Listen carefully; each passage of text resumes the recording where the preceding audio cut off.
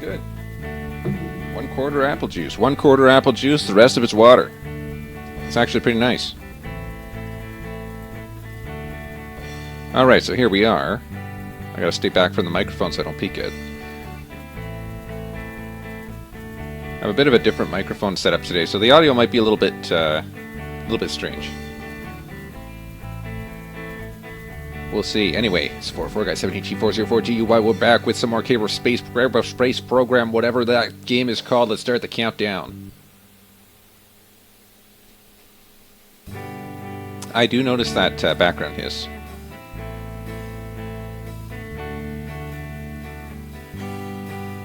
So the noise floor is about minus 52 decibels. That's where it settles.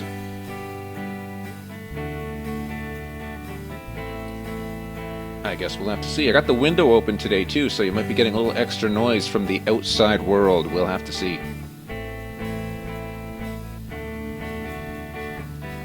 Yeah, you know what? I don't mind that sound too bad. It's sounding okay. So what I used to do, I used to have the microphone like right up to my face, and if I moved off the microphone by more than an inch, then it wouldn't pick up any sound. Where the microphone is positioned right now, it's a good 4 inches from my face, and I can move, like I'm back a little bit now, and I'm forward a little bit now, and now I'm back in the middle where I normally sit. And it looks like the audio levels don't appear to change too much, so I think that at least in terms of the numbers, this looks like a good setup. Another 50 seconds before we'll actually get into this. Give people a chance to show up to the stream if they want to show up. If they don't want to show up, then we'll give them a chance to not show up to the stream. We'll be playing some good old-fashioned Kerbal Space. And of course, we're playing the hardest difficulty on the game.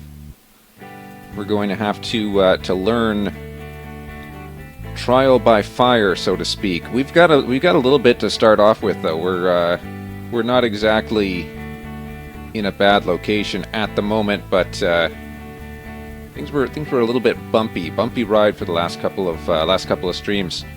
But we're starting to make our way back. Making our way back. We got another 10 seconds here. We'll get right into it. Kerbal Space Program on the 404 Guy channel here on Twitch.tv. Feel free to subscribe or follow or whatever, because here we start. Alrighty. What a smooth transition. So here we are in the world of Kerbal Space Program. We got 77.5 science. Our target is to get 90 science points so that we can unlock a photovoltaic panel. When we have a photovoltaic panel, that'll allow us to go much further distances. In addition to that, we'll get a battery. You know, photovoltaic panel, battery, it's good stuff all around. So what we need is about another 13 science, which we can get. What is our current objective? So either explore the moon, for which we need to return from a flyby, which I think we can do. Right? We go up, then we go back. I think we can return from a flyby of the moon, can't we? I think so. Because we've done that, basically, just that it crashed into the ground. Completion 62.5. Yeah, that'd be worth a lot, wouldn't it? This next one. In flight, below 16.5. We've measured the temperature here, so we need to go to Bob's Obsession, measure temperature at 15.3. Or measure temperature below 19.5. This gives us a lot, too. So we'll work on the temperature surveys. Let's just take a quick look at where these locations are. Oh, come on, why can't I rotate? Let's go. So these are actually... These are north, aren't they? What on earth is this? Wait a minute, what's Test the Dang Thing doing up here? Is it stuck in orbit? Let me just test the dang thing for 2 seconds. I think this thing is stuck in orbit. It is. Yeah, it's stuck in orbit. Whatever this thing I was testing... It's stuck there. I don't know what I was testing. I don't know where it's been. I don't know why it's here. But you know what? That's kind of strange. Alright, well. That was educational. Let's take a look. See here, we have to design something to take temperature measurements. We need to head due north in order to capture that temperature measurement. Where was the last one? The observer one. That was it. 10,000 per launch. Yikes! Thing's expensive. But it's got a parachute. It's got, well, that parachute ain't gonna do anything. Look at that. It's tiny. Get rid of that parachute. It's a waste of money, is what it is. It's a waste of money, I tell you what. Yeah, we'll deploy this parachute at like 650. That'll have to work. So that's this one, when it decouples. Then we have this one. This will get us the rest of the way. Then it has its own parachutes. It's decoupled. That should hopefully be good enough. What do we have in terms of crew? We have a pilot. Alright. Maximum sustainable 6.1 Gs. Vessel control without ComNet access. That'll be fine. That'll be just fine. Alright. So we gotta head due north. Alright, ladies and gentlemen, we're about to take off from Kerbal Space Center here, heading due north. Here we go. So which way is north anyway? Relative to the spacecraft. I think... Is north towards the Space Center? No, the Space Center is east, isn't it? Yeah, so here's where we're taking off. We actually need to head towards the Bay of Kerbal. That's over there. So let's go ahead and do this.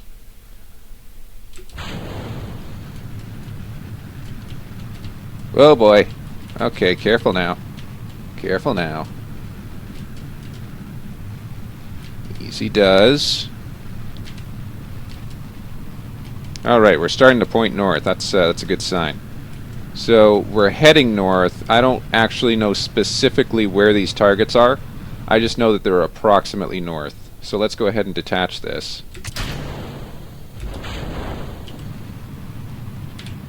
So that's not where we need to be. No, sir. We need to be way up there. Okay, let's adjust our orbit a little bit here. Going this way, a little further, a little further. Alright, once we get this in a acceptable direction, we'll slow it up a little bit. So here we go, 400 meters per second. Let's slow this up. Alright, so now we need to kind of be going in this direction here. No. Don't drift away from me. Don't you be drifting away. There we go. That's where we want to be. Roughly. Alright. Now that's a little high, but we're going to have some drag to bring us down. Hopefully that'll be enough.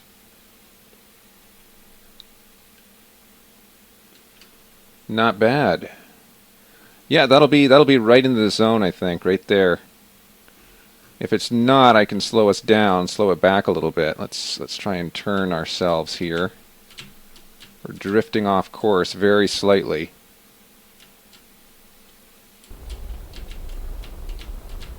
Right this way, a little more. Little more. Lift ourselves over a little bit. I might have to slow it down, actually. To get below the desired altitude.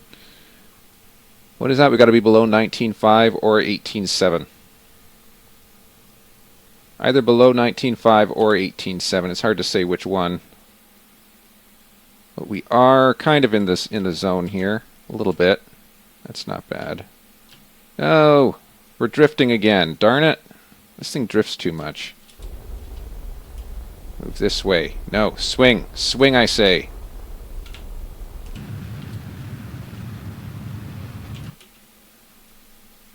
Okay, now it's kind of tumbling.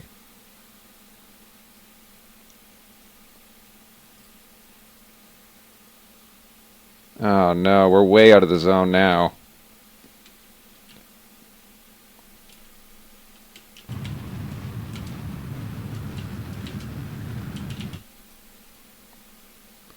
Alright, we're in the zone, quick! Where's that temperature sensor? Oh my god, I can't... I can't darn well see a thing. This thing's moving around too much. Slow it up. Slow it up. I should have had the temperature module on there. Oh my gosh, I can't click this. Click the temperature module. Come on. Yikes, dude. I tell you what, that was awful. Alright, but we got the temperature sense. Yeah, next time we're pre-fabbing that, or what's the word? We're pre-grabbing the temperature. We're getting the temperature sensor ready to go, so next time I'm not fumbling around to find the darn thing. Alright, parachutes deployed, 2,000 meters. Load the landing gear a little bit here. Let's go. Landing gear is down. I hope we don't land on a slope. That would be just awful. Give us a little bit of a warp here. We're going to deploy secondary chutes at 500 meters. And we are roughly 500 meters deploying secondary chutes. Secondary chutes deployed. Oh, surface velocity. Yeah, surface velocity 7.5 meters per second. I thought that was a little high. 700 meters per second seemed a little bit heavy. Just a little bit. Alright, we have a little bit of reserve fuel to kind of slow up our descent if necessary. I'm gonna put it into fine control mode. And hopefully this landing goes as expected. Looking pretty good. It's a slow descent. Almost at the ground level. Let's slow that time warp. Here we go. Slow it up, and we've landed. Alright, successful landing. Let's recover that.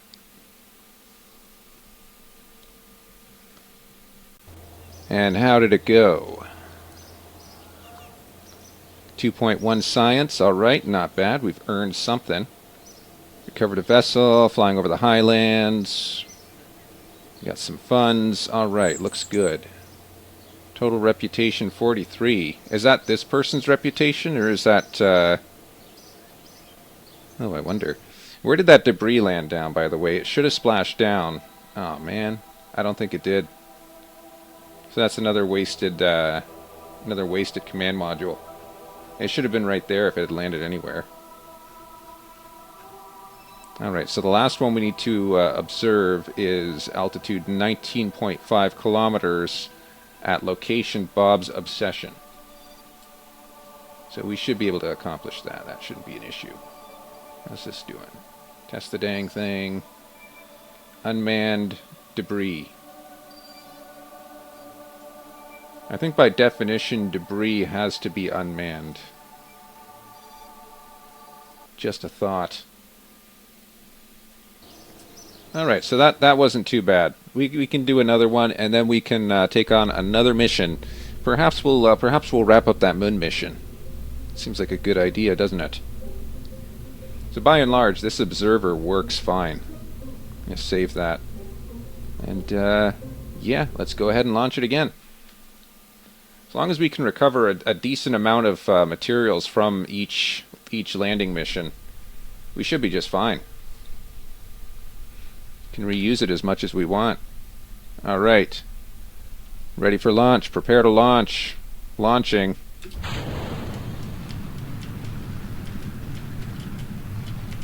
Alright, so we got to make sure we're not going straight north. We're going north and a little bit west in order to counter that rotation of the planet.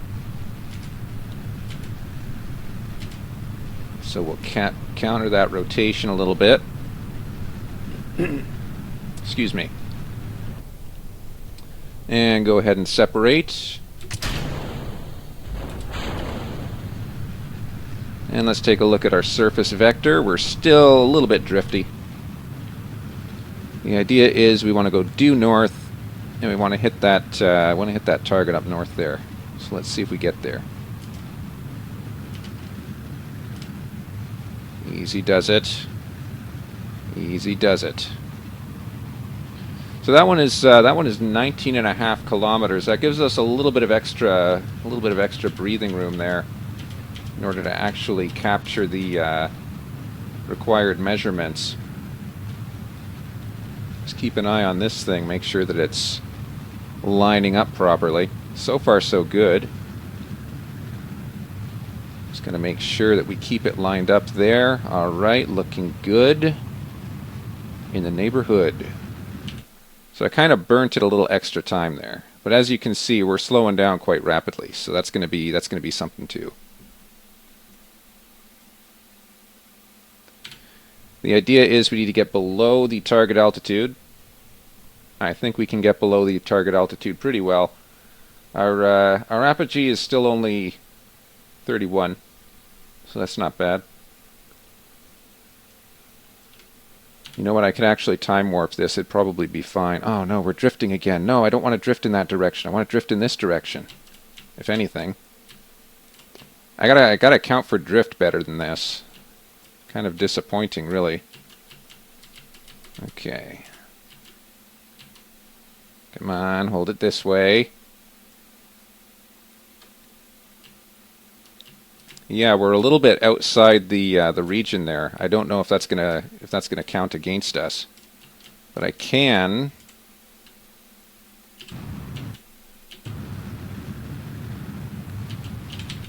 kind of tilt us this way. Actually, I think that worked perfectly right there. Got a pretty high surface vector, surface velocity there.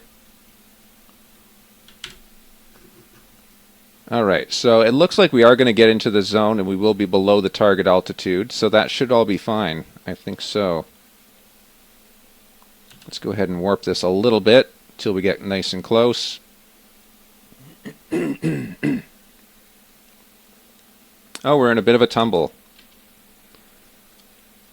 I think that'll be close enough. I don't know. We're still kind of over it. I don't know. Let's try and, no, we're tumbling. The last thing we want to do right now is tumble on this. Oh dear. Okay, well, we're out, and it's not looking good. Okay, here we're going to have to make a decision now.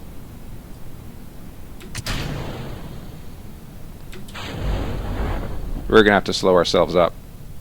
Darn, that did not work at all, did it? There goes that. And boom. Darn, we lost the lander. Ah, we're way out. Yeah, there goes our lander. Okay.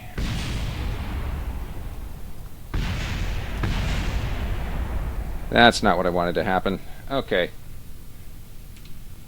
But on the plus side, we did survive.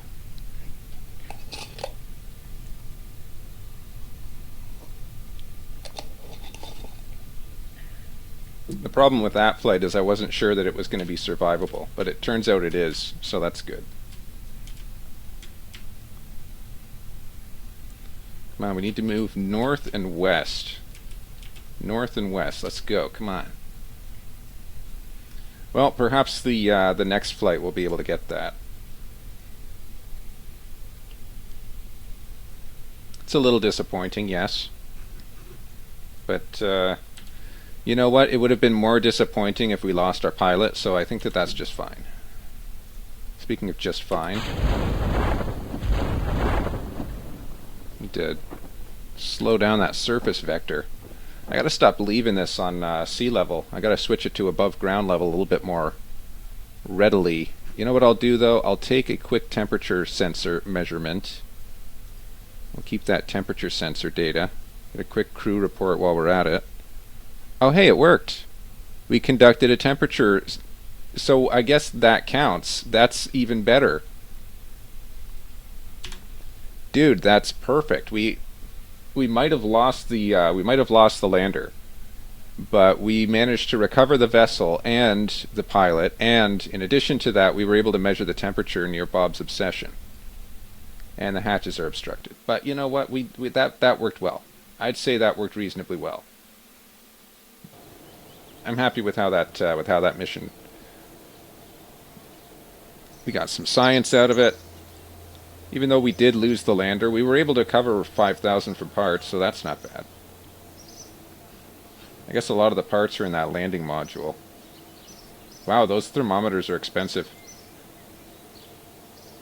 I didn't think a thermometer would be that expensive, but dude, that's something else.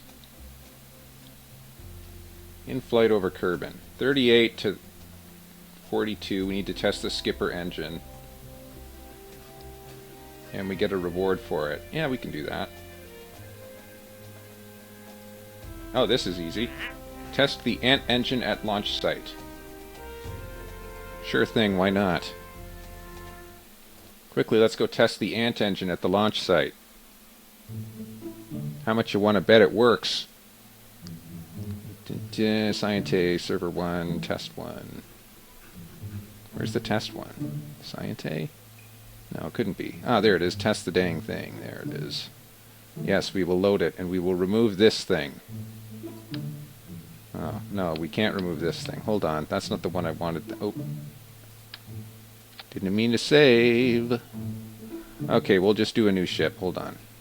Untitled Spacecraft. We're going to have this. And it said it wanted us to test the Ant engine. So we'll test it, but we're going to test it a little bit unconventionally. Zoom it in.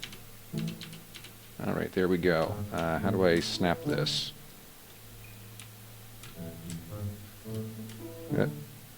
Hold on. Almost. That's what I wanted. Okay. Let's go test this. It's going to plant us into the ground. Well, hopefully it doesn't plant us into the ground. Here we go. Run test. Alright, that gave us data. We have information. We have information gulf. This is Kerbal 1 with information gulf requesting landing for landing full stop over. What was that? What was that radio call? That was nothing. That was nothing, I swear it. I swear it. Hold on, delete. So we don't need this contract. I'm trying to keep the world first milestones intact so I can kind of refer to them. But yeah, delete this contract and this one. And this one, this one, this one. We're keeping the world firsts. I like being able to glance over at the world first milestones. So test Poodle engine in flight over Kerbin. That's a little bit heavier. Test this one. Yeah, I don't know. This one just says orbital. I don't want to take people on an orbital flight. Orbital is a little bit too risky for civilians yet. If it wasn't orbital flights, then it'd be fine. And I'm not taking another temperature sensor one. So here's what we got to do then. We got to lug this. Activate the part through staging when the conditions are met. So we need to haul an engine to 32,000 meters and give it a test. Should be able to do that. Oh, I didn't accept it. 307,000. Can we update this yet? We need 450,000 to update our assembly building. And we can get more parts. Have the maximum vessel weight. We could update our tracking station too. I don't really want to update the tracking station just yet. We won't be able to update that anytime soon. We can definitely update mission control sometime. Space hangar. Yeah, not going to update that. Let's get our vehicle assembled then. I think we will be taking off in testing the dang thing. So let's load that up. So this decoupler is invalid. Got rid of the decoupler. Alright, looks good. So this is basically just a throwaway rocket. But wait, did that? I don't... Hold on. Let's save and continue. We just... I want to check the amount of money that we get from this test. Okay, so what was this? The advance was 5,000. Completion is 9,000. But we get 2 science out of it, so that's useful. You need to get to 32,000 at 130. Okay. You know what? I think we can accomplish that. This might be overkill. I'm going to get rid of one of these. We should be... Well, hold on. Should be isn't great. Should be isn't would be. Here we go. No, I don't want to activate it like that specifically. Okay, so here's the deal. I'm going to put this engine on here, and this is how we're gonna go up. Right? So we're going to decouple. We're going to set on this engine. This second engine gets decoupled on its own. We are not sending a pilot with this. That's why we have the control on top. I think this is sufficient. One more thing I'm going to add, though, is aerodynamic stabilization. Wait, are these the expensive ones? These are 500 apiece. These are only 25. Yeah, let's go 25. You know what? We can do more than that with 25. There we go. Super. Alright, so should we give that a test? We have our pilot. Our pilot is safely off the vessel. Let's give that a quick launch. Give it a quick launch, then we'll grab lunch. See how it works. Because you never know. Alright, here we go. Yeah, no SAS. What a surprise. Need to get to 33,000. Ideally.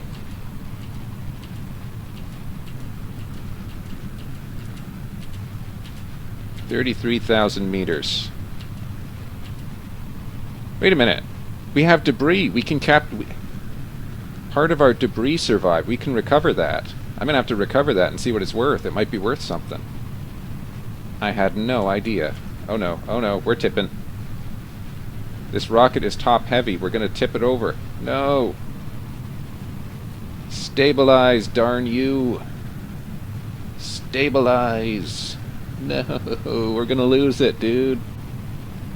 If it looks like we're going to lose it too fast, no, we're not going to lose it. Look at this. Look at this. We're good. We're good.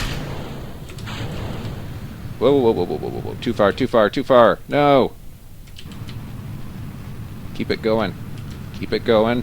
Point it in the upwards direction. That's where we want to go.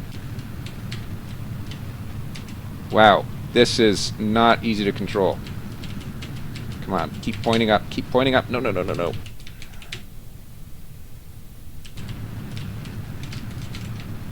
See how I did that? I might have twisted around, but I was able to capture it. We're good, we're good. Come on, keep that bread. Wow, this is really fly-by-wire right here. This is really difficult to control. Speaking of fly-by-wire, I think we're getting a little bit better stability since the atmosphere is thinning out. Whoop, oh, almost lost it there. See what I mean? I gotta keep on this. I can't look away for 2 seconds. Is our altitude met? I think we're meeting the altitude requirements now. So 130,000. Let's see how it does. Alright, surface altitude or surface velocity is still a little high. But our apogee is at 35, so I think that'll be fine. Look at us tumbling through space. So 260 meters per second is our target.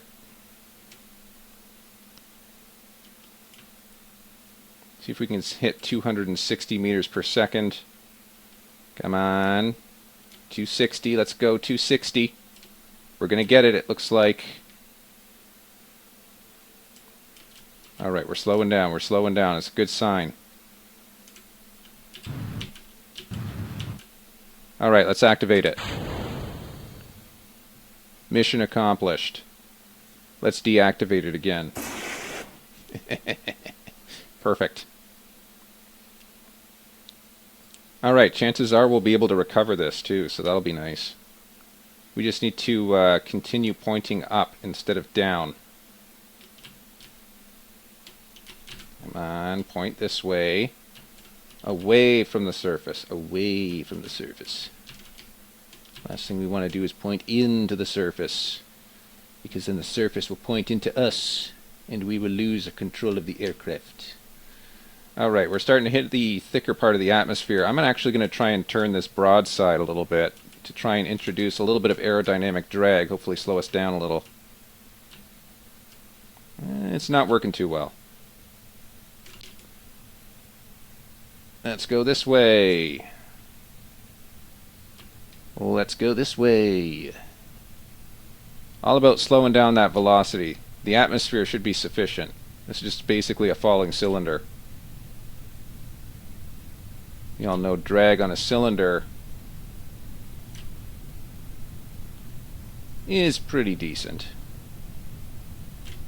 It's not the highest it could be. Obviously, drag on something like a parachute, or even a pair of shoes for that matter, quite a bit higher than that of a cylinder. On the plus side, we've also got a little bit of fuel to keep ourselves oriented. All right, I think we're good. I think we're good at this altitude. So we're going to retrograde burn at about 2,500 just to cut our velocity a little further. And 2,500 retrograde.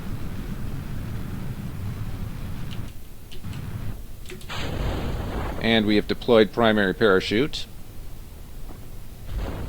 Primary parachute is fully deployed. Surface velocity is now 15 meters per second. We're going to be impacting the water at a pretty heavy velocity, I think. We're going to be hitting the water pretty hard. While we wait for this to descend, I'm going to have a quick drink of some water here, keep my throat nice and cold.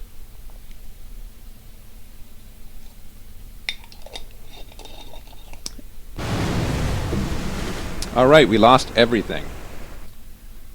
Wonderful. Let's recover. That could have been because we were in time warp. Time warp tends to mess with things. Science 89? Are you kidding me? It said it would be +2. Let's recover these splashdown stuff. So what did we have? We had the observer one. So we have this little piece of debris just sitting around there. Let's go ahead and recover that. Don't know what it's worth. Might be worth something, might be worth nothing. The rest of this debris is just orbital. I don't even know where half of it is. We're just expecting something to be there. Alright, but let's take a look at our finances. I think we've accomplished... yes, we have 90 science. Awesome. So now that we have 90 science, what we're going to be doing is obviously buying this electronics package. So that gives us access to the photovoltaic panel. Now what does this all add up to? That's about 3,000, that's another 3,000, 6,000. Yeah, 12.5 is a little high. It's a little bit of a heavy investment for this, I tell you what. Now, do we have anything that we can do? No, we don't. So the next one is obviously going to the moon. But before we can do that, what I'm going to do is I'm going to put a couple of communication satellites into orbit. And the idea of putting communication satellites into orbit is, you know, if we're trying to land somewhere, we'll have communications as opposed to what we have now, which is nothing. So the observer one... Science. You know what? I can send one up to the moon and just have like a moon orbiter or a moon arbiter. No, that wouldn't work as well. Second one, the first one. You know what? Let's just do. Oops, caps lock's on. Come on, come on. Let me name the darn thing. It won't let me name. Uh-oh, did I break it?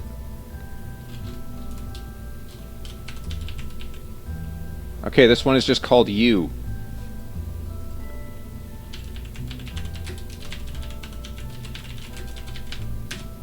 Untitled Communication Sat. That's what we wanted. Alright. So now we can unlock this guy. This guy has reaction wheels, doesn't it? Yes, it does. So it gives us a little bit of control. Perfect. Thingy number 2 is a battery. Unlock the battery and the photovoltaics. Alright. So let's just make sure we have tons of electricity for this thing, because it's going to be a communications relay basically.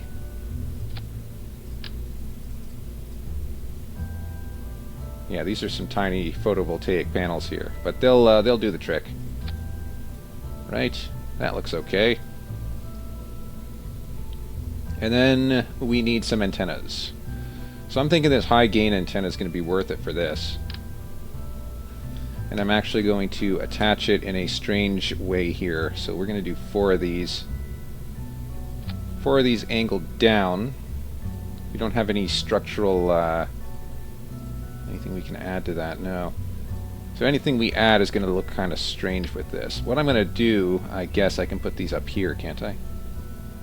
Would this be acceptable right about here? Feels like they're going to be blocking something, though. The last thing I want to do is block something. I'll put a secondary control module on here. That'll give us a little bit more vertical room. It'll have to.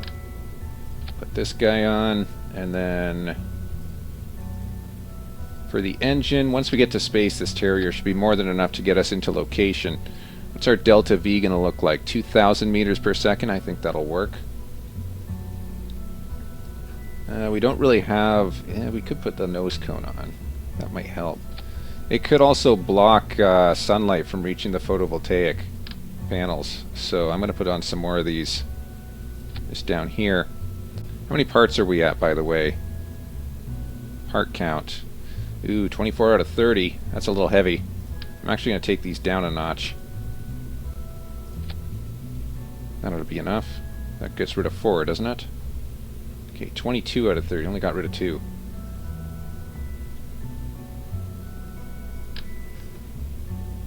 Alright, so what we're going to have here, we'll have a decoupler, obviously, because you need one. This, I'm going to put on some basic fins. And we're basically at our limit now. Unfortunately, there's really not a lot else we should add. But what I do want to kind of add is a couple of hammers. Just on the bottom here. Just because I think these will help. Now, I gotta double check this. So burn time... Okay, this isn't helpful at all. What is the burn time of this stage? So I need these to be 50% thrust-ish. Right, 42. Right about there. Alright. Bring that up into here. Our total TWR is going to be 3. I could reduce that a little. Yeah, this thing's going to be going pretty fast in the lower atmosphere. That's going to be wasting a lot of energy. What would be better if I can cut this down quite significantly here? 124 seconds. Okay, so we'll keep that TWR at about 2. So this is going to burn for 188 seconds. Need to make sure that these hammer ones burn for 188 seconds as well. 188 seconds. 190 is pretty close, isn't it? And what does that leave our TWR? Not enough. Okay, so I gotta tune these very carefully. So 22.5 isn't enough. 190. 1.21. So whenever that burn time starts to move, okay, so it moved. 91, 99, 87. Okay, so we need this to be 87 seconds. Close to it. Okay, I'm gonna dial this up just a little bit here though. 1.76 for our thrust to weight. That's going to have to be what it is. Hold on, altitude. Thrust to weight is 1.5 at lower altitude. Okay. And this is not a crewed vessel. This is just a communications satellite, so that should be all good. Hey, spotlights. That's pretty cool. I kind of want to throw some science on here, you know, just in case we get a mission for that. But we're at our limit for parts. Oof. I'm going to get rid of these solar panels. Who needs solar panels when you can have a thermometer? A couple thermometers, actually. We could throw on the Science Junior. Would that severely throw off our weight balance? Weight and balance? Looks like it might.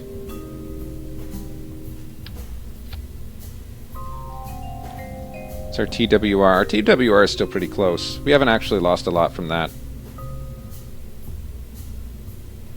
Yeah, I'm not gonna throw the goo on. This'll be fine, I think. So this will get us up to atmosphere. The second stage is gonna be what gets us into orbit. About 1,800 meters per second of delta V. I think that'll be enough. I honestly think that'll be enough. If it's not enough, then I don't know really what to say beyond that. It's gonna have to be enough. Now this thing has its own antenna, I'm assuming. Oh dear, it's wobbling. What do we got here? Idle, idle, 5K antenna. Alright, that's good. That'll give us something at least. So we got stability assist. That is kind of a big deal right there. Because stability assist was something that was on my wish list. And now we have it. But it doesn't seem to be doing any good. As you can see, we are slowly drifting in a direction that is not favorable.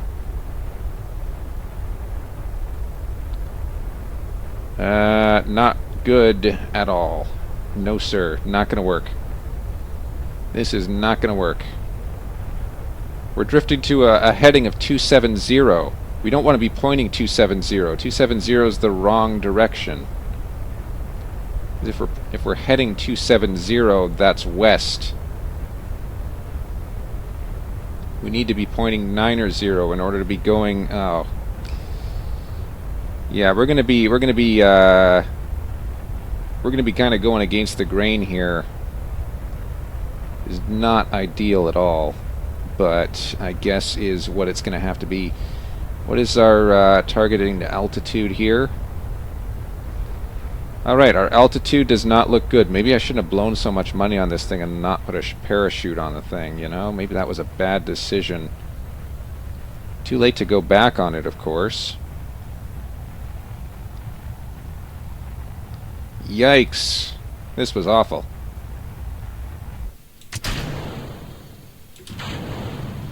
Oh boy. We're tumbling. Oh, we got to point prograde. No. We got to point this thing up towards the sun. If it is not pointing towards the sun, then it is useless to us.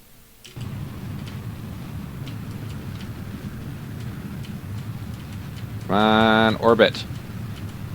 I don't think we're going to get orbit with this thing. Look at that. We've got practically no fuel. We are increasing our velocity vector a little bit. We need this thing to get no, that's not going to get orbit. No, sir. Not even close.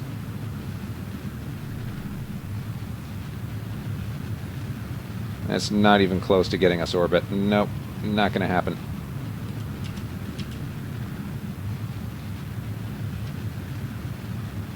Four, 5, 6, 7, 8, 9. Yeah, we'll go to 80. You know what? Let's take a little bit of scientific data.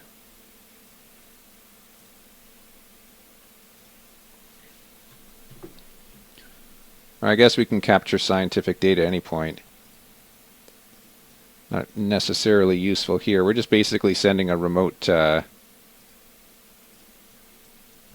sensor capture. Alright, so here's hoping we get into orbit. Looks pretty close. So I'm going to go here, and we are going to go ahead and just we're going to send it.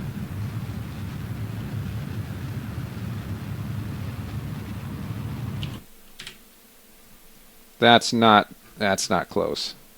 That's not close at all. That is not going to give us an orbit, no sir.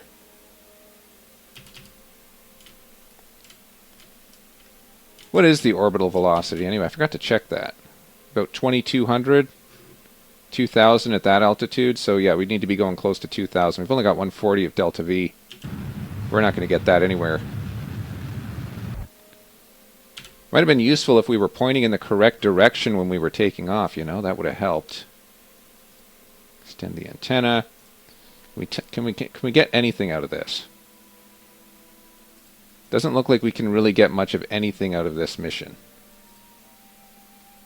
Nothing for pressure. Is there anything else? Log temperature? No.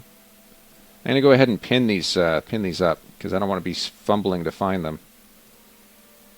Okay, there's that. Where was the pressure sensor? There it is.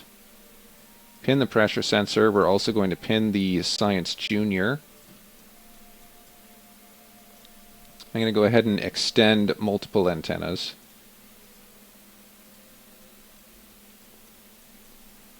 So now that we have all of these antennas extended, I'm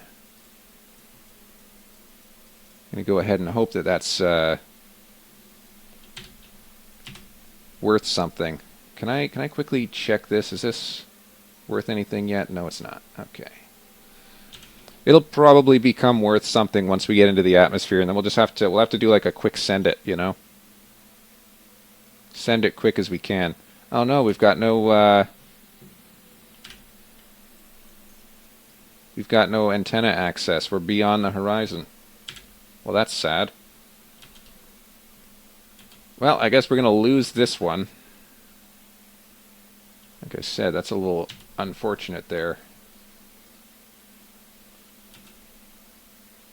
A powered vessel. What do you mean powered? This thing's powered.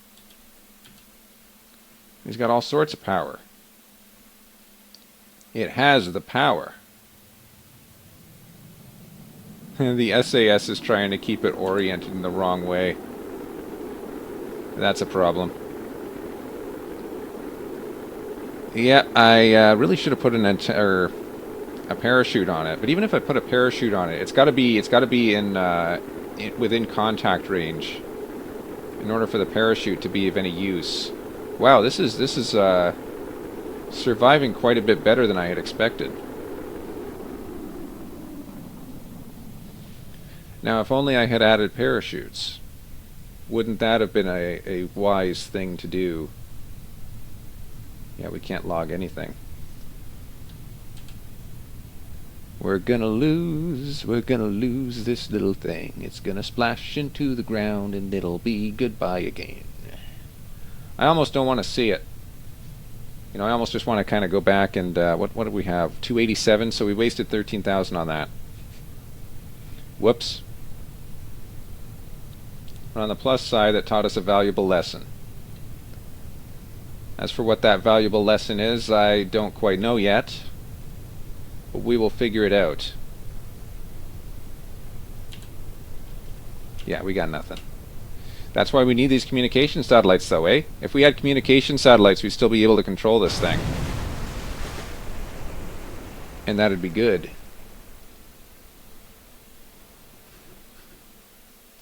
Alright, did we lose any reputation for that? I hope not. That was just a test.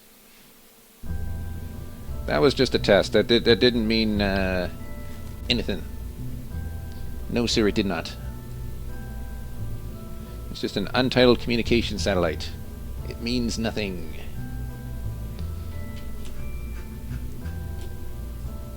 So our delta V at altitude, this gives us 1600 meters per second. The second one is supposed to give us 1800. That doesn't seem to be enough.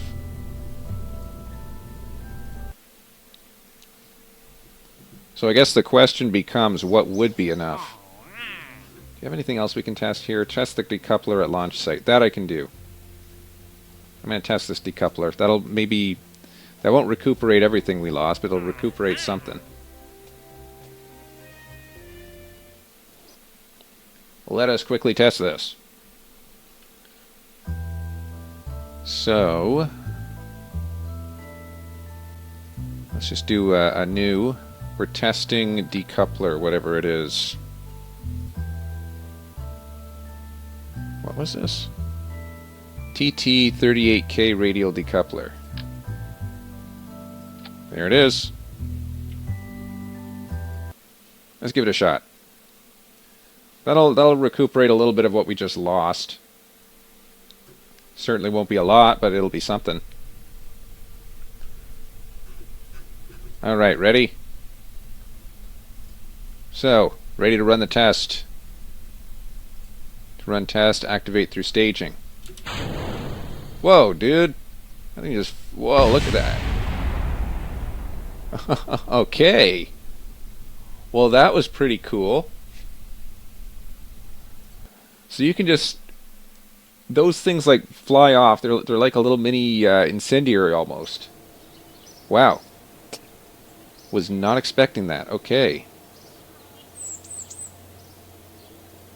That was pretty cool. Okay, so 2900. Let's go ahead and clear these messages.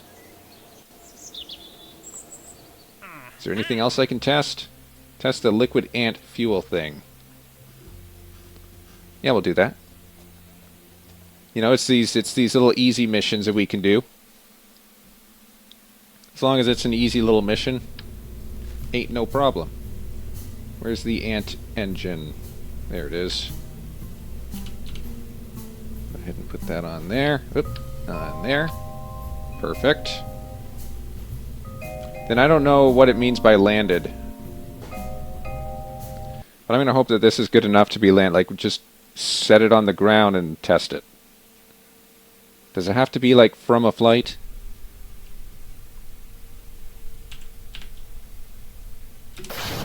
Alright, that was good enough.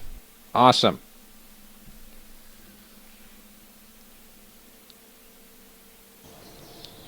That'll bring up our available revenues. So 29.4, that's good, that's good. I'll go ahead and clear this contract. What else we got? What else we got? Anything? Testing an engine. Ferries. Atmospheric survey. Nope, not going to happen. Yeah, all these people want orbital flights. They're not going to get an orbital flight. At the very least, they're going to get an orbital flight, but I'm never going to bring them back. I don't know if these tourists know what they're signing up for. Like this guy knows. All right.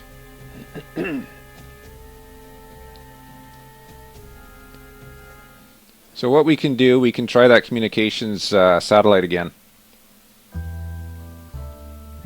Let's and maybe observer. There it is. Communications satellite. It's worth 10,000. It's a little heavy.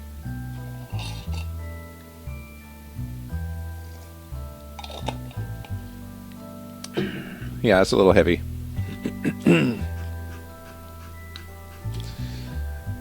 I wonder if the science modules are going to be definitely bumping up that price a little bit. Let's take the Science Junior off of there if it's not going to be of any benefit to us.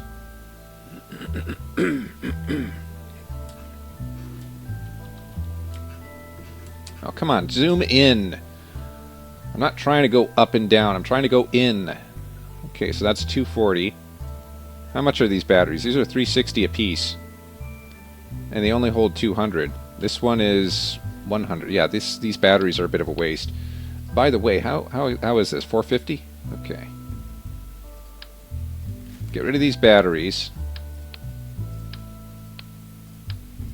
Because those batteries ended up being more of a waste than I had anticipated. Go ahead and put these along here, I guess. Well, that'll have to do. You have to hope that the intersecting parts isn't a problem. And then we need batteries. And we need lots of them.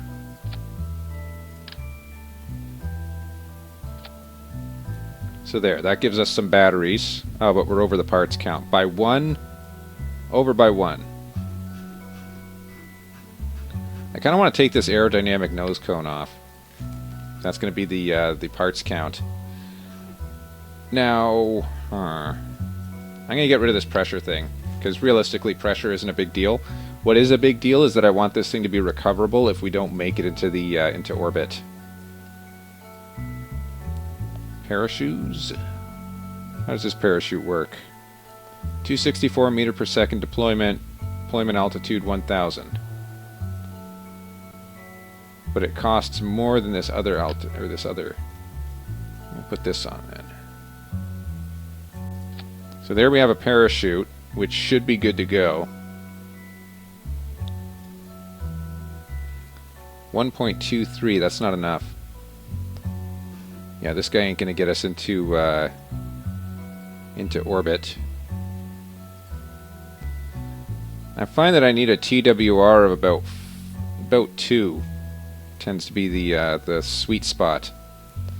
That's only gonna get us 13.5. Then we have this second one, which is supposed to be 481. Maybe I should just put a heavier engine on there, you know, like the swivel. It doesn't have as good of specific impulse, but compared to this thing's specific impulse in atmosphere is just awful. So I'm going to take this guy off and replace it with this guy.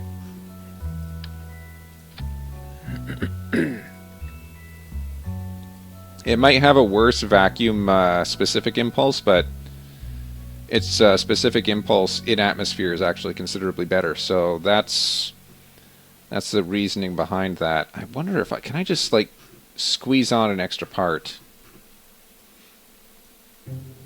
Like, I don't need 4 of these. I think 4 communication satellites, 4 communication dishes is a little excessive. So I can do that.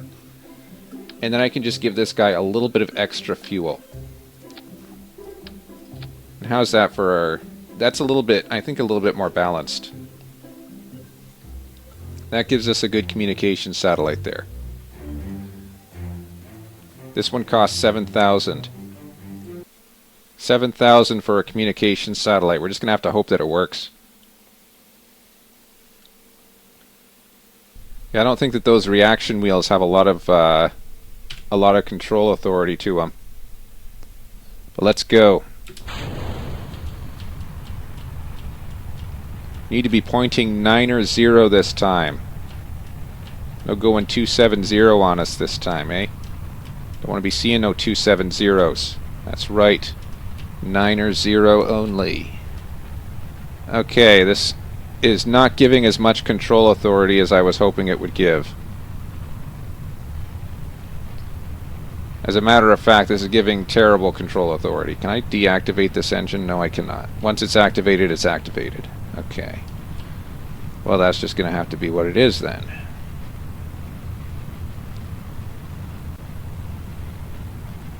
So we're looking to hit about 13,000 at the moment, but once we activate that second engine, it's going to be good. Trust me. It's going to have to be.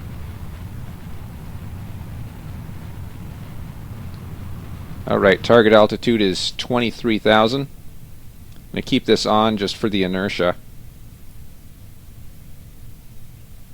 And here we go.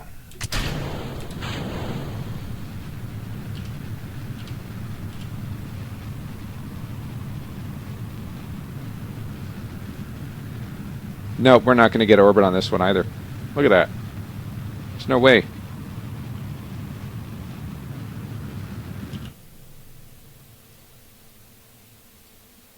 No, this doesn't help me. Get out of here. Ah. Okay, so we need information about Kerbin. Specifically, we need information about what the orbital velocity would be. I think it's...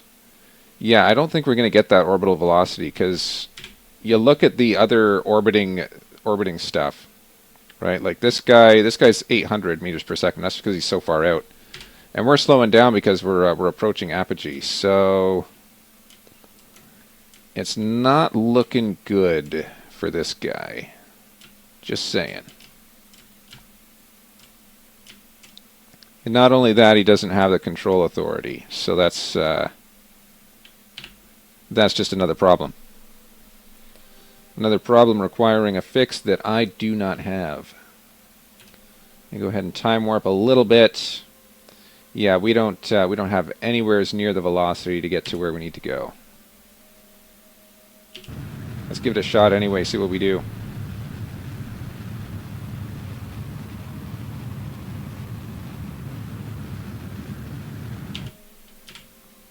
Give ourselves a little bit of control authority to land with, but no, that's nowhere near where we need to be.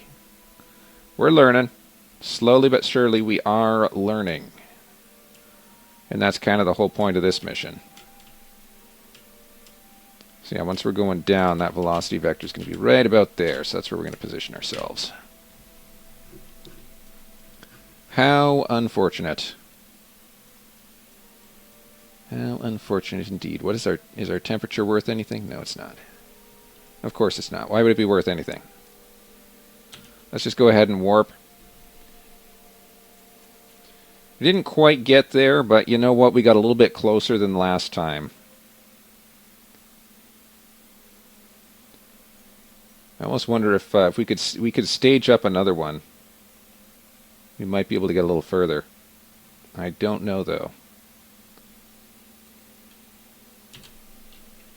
Alright, that velocity vector is going to be actually quite a bit higher than I thought. You just want to be pointing against the grain, that's all. Re-enter well enough.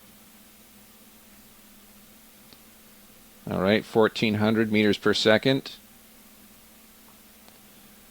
And try and make sure that this one survives, because if we can recover the spacecraft, that's ultimately the ideal situation. Can I no, we lost it. We lost it. Darn. No, we're not going to get it back after this. Yeah, I'm trying to bring up our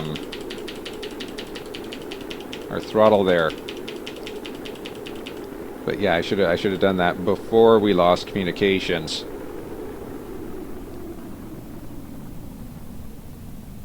Come on. Come on, give me something here. Give me something. Come on. No, we're over the horizon. We're not going to get anything. Darn it. No land for miles. I'm still hopeful.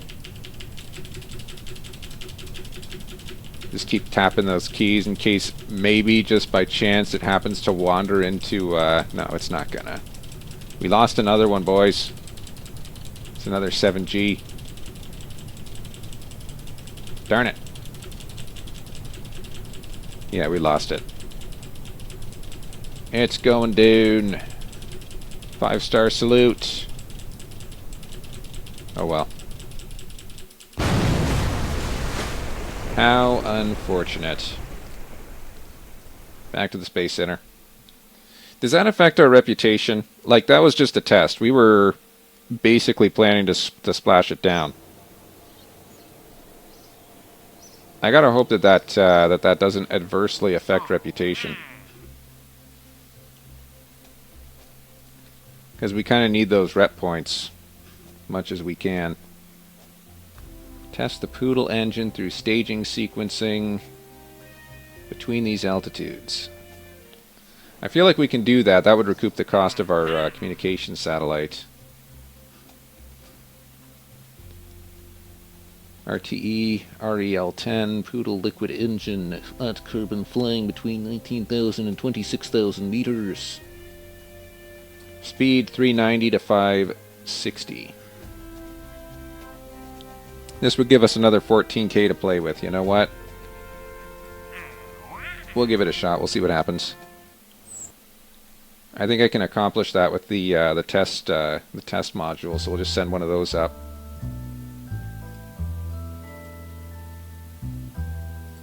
Okay, we don't have the skipper engine. That's sure. Yeah, get that off. Okay, so this thing, surprisingly, this thing performs really well. I might just use this. What's the most expensive parts on here? I suppose that'd be the thermometer and the pressure sensor. Get rid of these. Get rid of this. Right, so that brings the price considerably down. I'm going to put on two of these dish communications. And we need to test, where is this engine? This thing? Wow. All right, that's a heck of an engine to try and attach to this guy. I tell you what. Yeah, that thing's going to be pretty heavy, isn't it? I didn't realize it was 1.5 tons.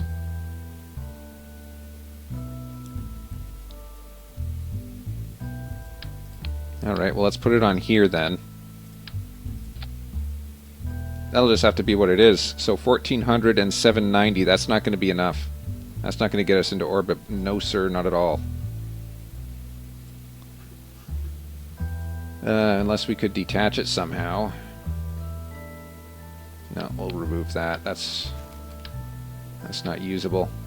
That's 2010. Now that's at altitude, by the way. Altitude and vacuum aren't too different with this particular engine. Okay.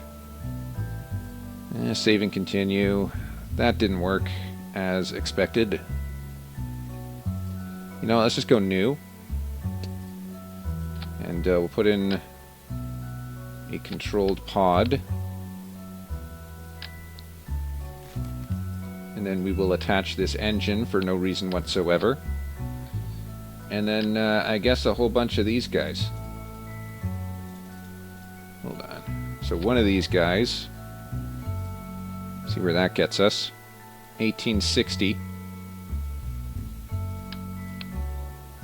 So yeah, what I'm kind of thinking here, we just put a bunch of fuel tanks on. And then one of whatever these engines are. What's a good one? I can actually put 2 of these on, you know? That could work. 64 kilonewtons. What's the TWR on that one? 9.47, that should be enough. And then we'll put on a decoupler, and we'll go ahead and put this on. So that'll be 1,000 meters per second. Yeah, you know what? That could work. Do not put a person on this one. This one's going to splash into the ocean. But I should probably put on a couple of... oopsie. A couple of these. So that cost is 6,000. I'm going to activate these separately, though. Alright, let's give it a shot.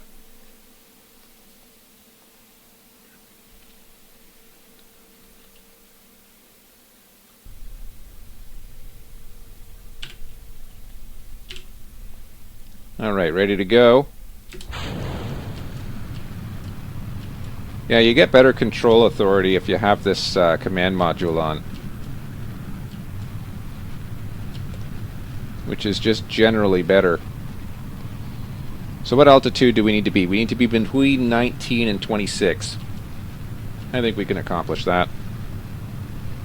In fact, this already looks like it's heading there.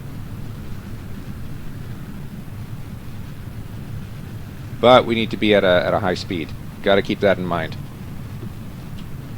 Actually, I might start turning a little bit here, just to try and pick up some speed in the ground plane. All right. Yeah, we're kind of using the test engine to our advantage. Oh no! Oh no! No! No! No! No! No! No! No! No! No! No! No! No! You don't! No! You don't! No! How dare you flip over on me? Ah! Come on, you! Keep going. All right, 19 to 26. Looks like we're going to get 19 to 26. Whether or not we get the velocity is another question, and whether or not this thing is so unstable. Look at that! That's ridiculous. Come on, you. Stay. Stay. Quick. Ah, man. Did I not stage it correctly?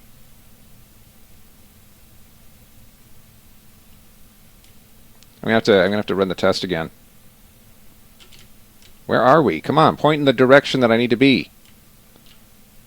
Where are we here? There we are. So we need to be going 390 meters per second here.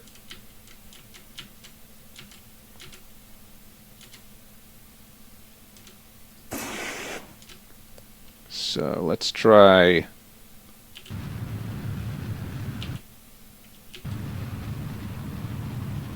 kind of like that. There we go. Alright, that was annoying. So yeah, this is a really unstable design, probably because the center of gravity is like way out of whack.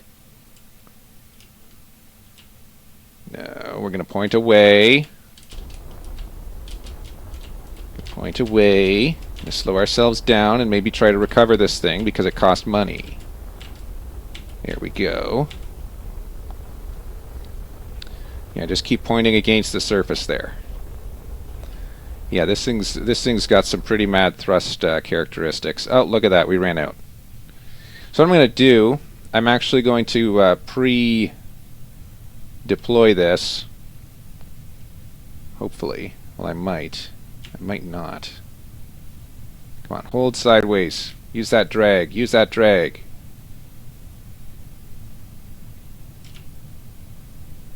Use that drag to slow us down.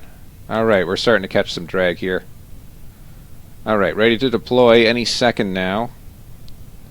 I might just do that higher than usual because I don't want to lose this one. So I'm going to go right about here. That'll help. Just a little bit. The idea here is we don't want to lose the control module. At the very least, we want to try and recover as much out of this as we can. So here we go, 2,000 meters. Deployment altitude is 1,000. Here are now 1,000. Parachute deploy. Deploy successful. Still 11 meters per second surface velocity. That's pretty fast. But I think we'll survive the landing. Alright, here we go. And 100 meters. And plunge it into the icy waters. Here we go. Look at that, we lost the whole thing. What was that, 11 meters per second? Crazy. I need like landing gear to land on the water.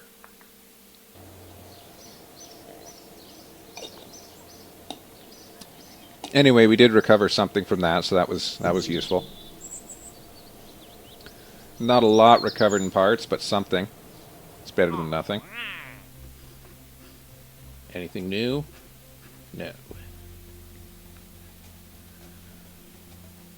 So all that's left is to continue trying to design some kind of communication satellite.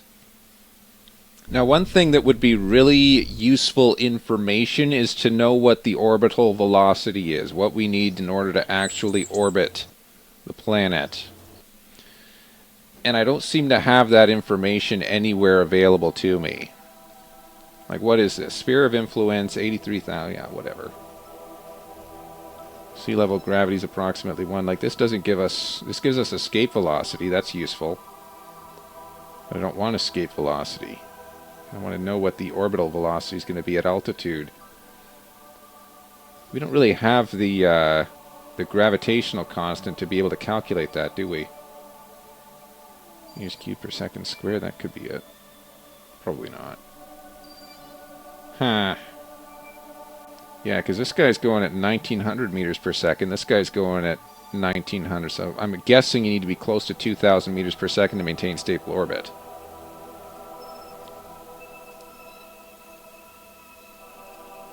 Let's take a quick look-see at the manual. You never know, you might find something. Communications network. Transmission. Relays. Control links. Yeah, useful. Useful. Oh, hey, look at this. It gives you the effective range. Class 0 antennas are internal. Okay. Science, no. Career, no. Just can't. No, that's not what I need. I need, oh, here we go. Orbital basics. Staying up there. Okay, so what do we need? The gravity turn ascent will get you orbital height, but not enough to keep you there. This isn't what I need to know. Well, okay, I guess we'll just have to figure it out for ourselves then. Let the ground load in first. So where's our communication satellite here? So that's another 7 thou out of the 303 that we have available. About 2,000 meters per second to get an orbit. So how's that? This will be 1900. This won't get us as far though. This is all in atmosphere. Yeah, it's not enough though. That's not enough to get us there. No sir, it ain't. That's 30 parts. That's as many parts as we can put on this thing. Darn.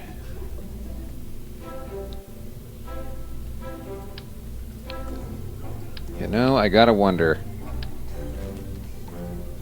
Would it be enough to just put on this little Terrier engine? That's only 500 in atmosphere, but when you get out of atmosphere, that thing is pretty darn efficient. Put this guy on and put this guy on. Right, how's that? That's 1600. Like, that'll get us a little further, though. That'll get us higher up. And if I do 3 of these... Well, hold on, I don't have the parts for that. I'd have to do 2 of these. This is kind of overkill here. You really don't need this much. I'm going to go ahead and do, though. Remove those. No, not quite. Remove this. Because the command pod really does give you... I find it gives you better control. So I'm actually going to use the command pod. And then we have this guy. This guy's going to be its own. These two, we're going to go with this guy. And TWR should be closer to 2. So that's... Hold on. Are all of these at... No, these are not all at 73. So, hold on. What is this guy? This guy is at 73. This one should also be at 73. 22.5. Carefully. There we go. 73. Alright, so that's 58 seconds of burn with 2,000 as our delta V. Depending on where we are in our altitude, we're going to get different results from this guy. Yeah, that 1,500 just looks... doesn't look like it's going to be enough. 1,500? Shouldn't that be considerably more? Well, it is more if we're in vacuum. Or it's not. What? Hold on.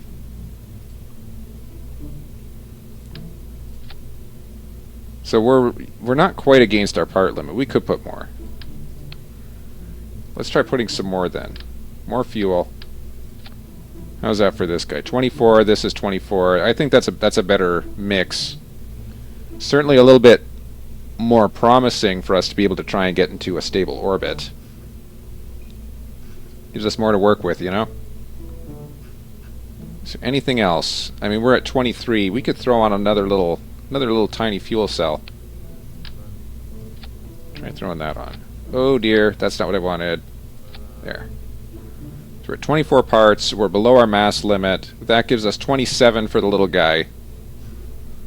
Then we can throw on some extra batteries or something. I don't know.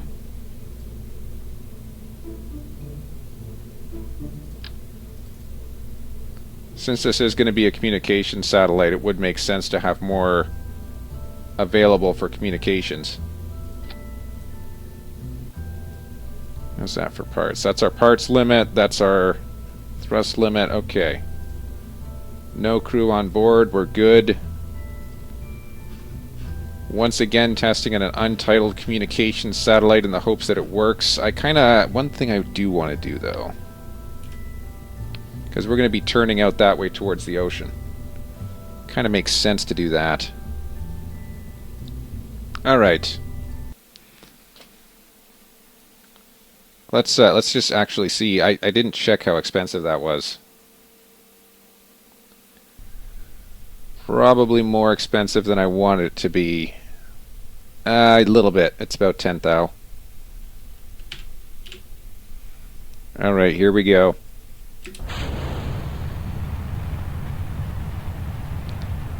Get us a good positive velocity before we start trying to turn. And make our way slowly towards... Wait, what am I doing? 180? That is not the direction to be turning. No, sir. What the heck happened there? It's because I flipped the whole thing. Aw, man. Oh no, oh no, oh no, no, no, no, no, no, no, no, no. Don't drop, don't drop. Keep going, keep going, keep going. This way, this way, this way. Easy does. I am on full control authority here. Okay, careful now. Yeah, turning 180, that was awful. That was a mistake. Didn't mean to turn 180. Yikes. All right. Hey, you know what? We're actually going to get out of atmosphere in a single stage. Check that out. It's exactly what we want. So now we're going to have full control authority to be able to set this thing into any orbit that we want. That'll be perfect. So we're no longer under the influence of drag. I'll just detach these. Warp ourselves forward a little bit further. So our apogee's 78. We might get close to that. We might not. I'm just trying to literally put this thing in orbit. Here we go. Turn ourselves down this way. Alright. And that should be good enough. So we got 2,000 meters per second to play with. We should be, like I said, there should be literally no issues with getting in orbit with this. We should be able to get into orbit with no problems whatsoever. Like, this thing's practically begging to be an orbital spacecraft. Of course, we just need to keep ourselves above the horizon enough that it can get there.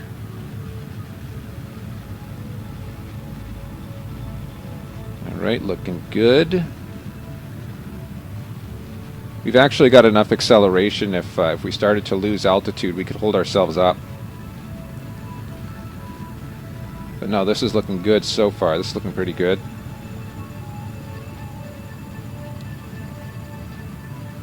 Hey, we have a landed communication satellite somewhere splashed down. I should try to recover that. See what's there. What's in there? Is it worth something? Maybe it is.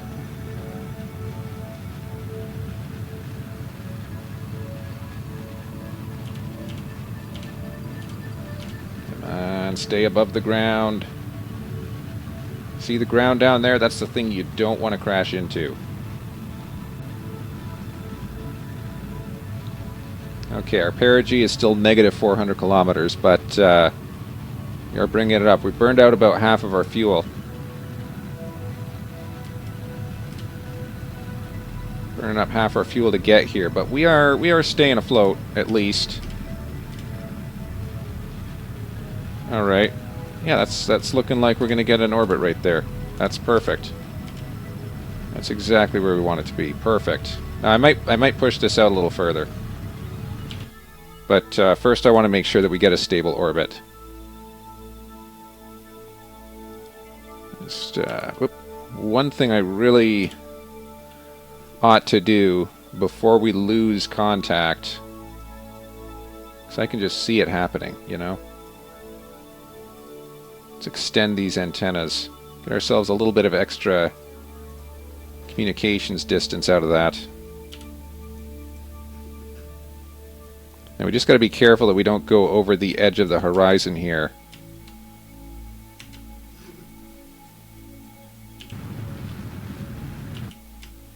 I'm actually going to point down a little bit because I don't need to increase our altitude that much. Alright, perigee is positive. We are now stable orbit. So what I'm going to do is I'm going to push this out about as far as I can, try to get us as close to a spherical orbit as I can. Now, yeah, advanced orbital info isn't really there. But if I can get the apogee and perigee close to each other, then that'd be perfect. Let's just try for it.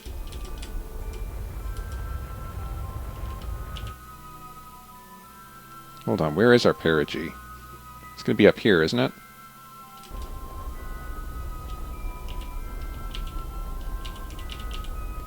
Oh no, we lost. Oh man, we lost communication seriously at this critical of a point. We have the engine running, dude. Oh, come on.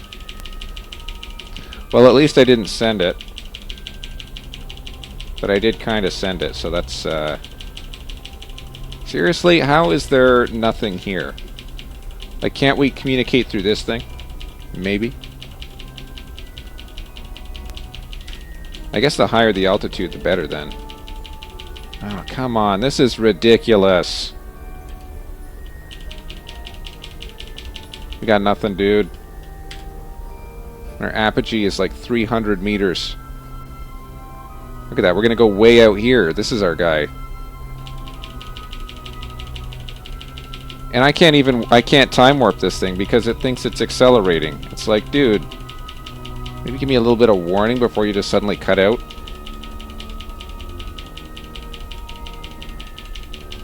Watch this thing like leave the sphere of influence, dude.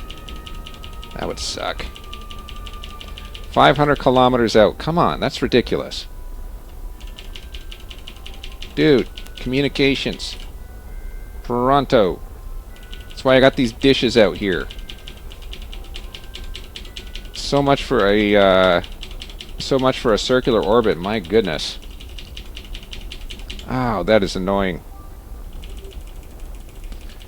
Can't time warp. I literally can't do anything right now.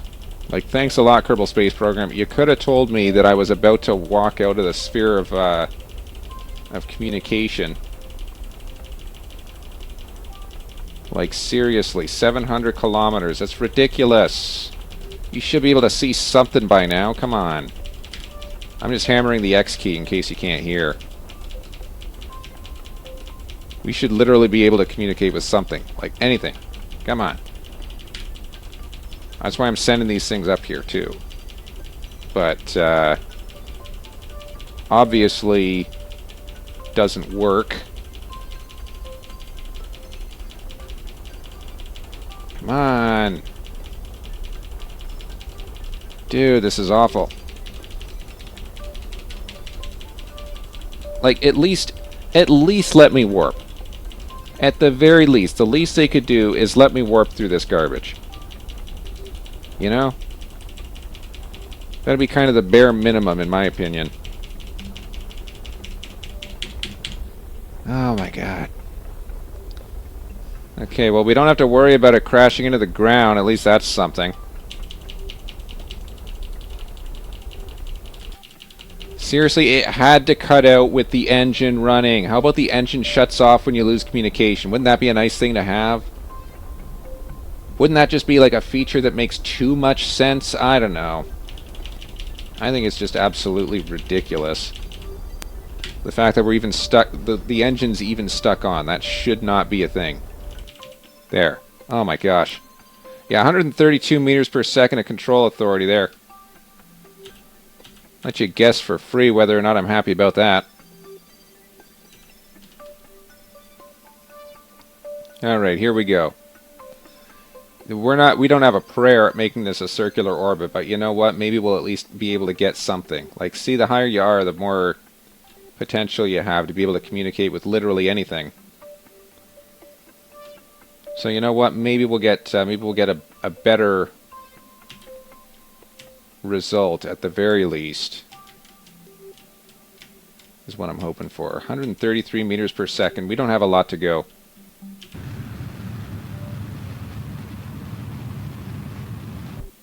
Yeah, that's not great. That is certainly not great. But at the same time, you know what? I hesitate to say it's a bad thing because really, it looks like it did all right. So we're going to point this thing north-south. That way we'll always have light going into the solar panel. I keep peeking that microphone. Does it sound awful? I hope it doesn't sound awful.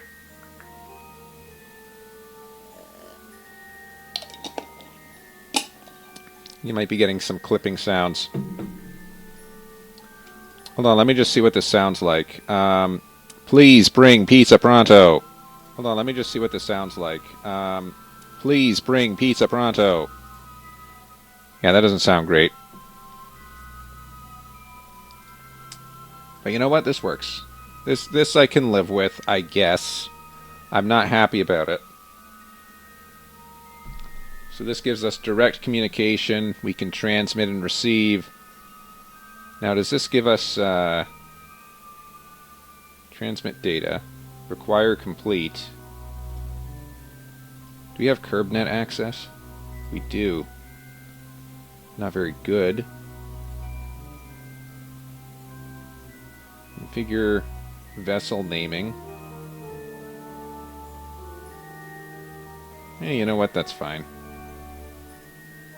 Automatic refresh, cycle display visibility. Like, what is KerbNet access anyway? I never really asked. Anyway, let's head back to Le Space Center.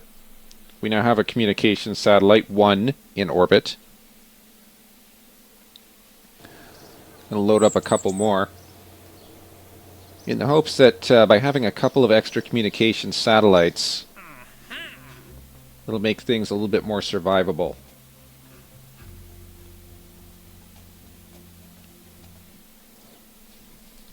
So I'm thinking I'll launch another 2.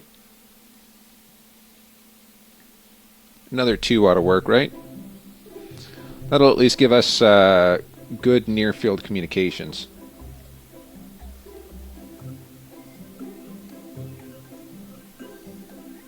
Yeah, so these are 5.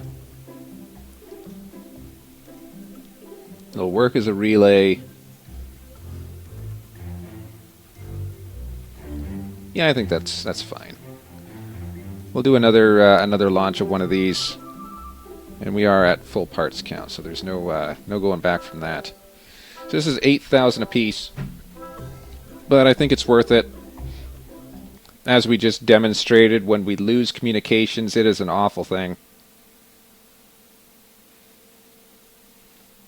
So let's see what we get here. All right. Got to make sure. Look at that. Look at how this thing is turned. It is so deceiving. But we want to be going 9 or 0 when we take off. Are we good? We have no crew. Untitled spacecraft. Ready to go. And turning 9 or 0 for our ascent. Use that surface, tangential surface velocity. Give us a little bit of extra orbital velocity.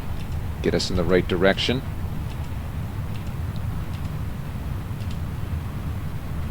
Oh, we're losing it. We're losing it. Let's recover that. Okay. See this stability assist? I really like the stability assist. I really kind of need the stability assist. Without the stability assist, I would be lost. Or I would be in a very bad position. Like, I suppose if I had if I had the whole if I had the whole joystick and control yokes and everything, then maybe that wouldn't be such a big deal. It might be easier to control. Trying to control with your keyboard, like, even if you put it, like, you can do caps lock and put it into precision mode, but even then, it is not very usable. It's not very good, so to speak. Alright, let's get up high into atmosphere. Above 60,000. I'll go ahead and decouple this. And once we get out of atmosphere, I'm also going to turn up these antennae. And extend antenna number 1. And extend antenna number 2. Here we go. Point ourselves towards 9 or 0. Let's go.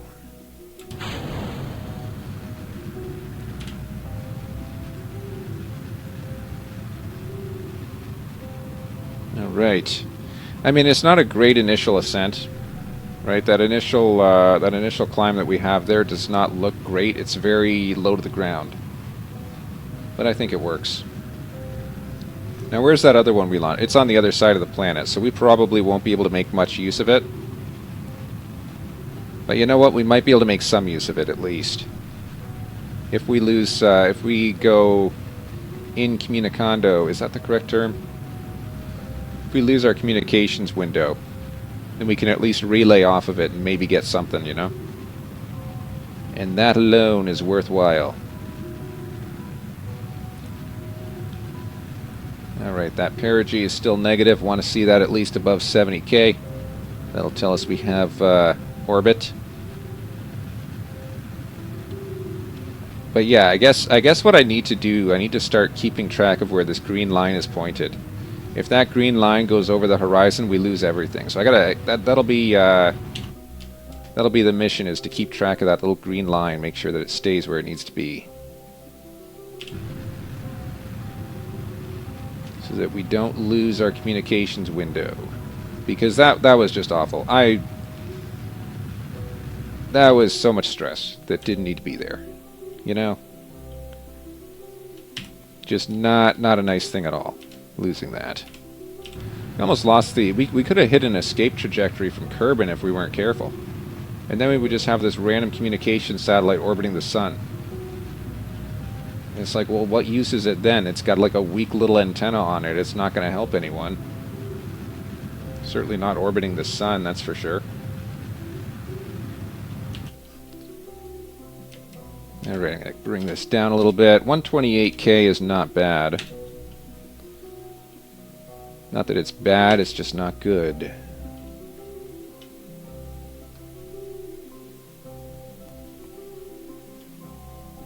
Where are we here? 121 and rising. We're going up to 128. So how are we here? 123 and rising. I'm going to go there, 123. Just send it here. Like I said, close to the gravity boundary. Not quite where I want to be, but I also don't want to be plowing into the ground, so we'll go ahead and send this. Alright, so we're now in orbit. So what I want to do... This is a very... I want to say it's a bad angle, but it's a pretty low angle, right? We're about to go over the horizon. I want to see where that disappears. And since we now have a stable orbit, we can do that. So here it goes. Heading over the horizon, little by little. And where do we lose it? We lose it right when it hits the horizon, don't we? It's line of sight only, isn't it? Which is kind of unrealistic when you think about it, because actual communications bend with the atmosphere. The atmosphere can bend you a little bit over the horizon, so it's not like you lose line of sight. You lose, unless you're at VHF. But you do get a little bit of benefit from the atmosphere. It curves that signal a little further. A little disappointing that they didn't model that in Kerbal Space Program. I feel like they should have. So here we are. There we go. We had communication through our Untitled Communication Sat. That proves our ultimate goal there, which is to have something that can bounce back our communications when we go incommunicado. See? Bouncing it back. And we're back again. So that's kind of where that's more or less where we want to be. So that's all well and good. So whoop, I hit X. I meant to hit unfast forward. Alright, so we're now approaching over Kerbal Space Center. There's our altitude, 113. Our target altitude is 152. 4, 5. Come on, 152.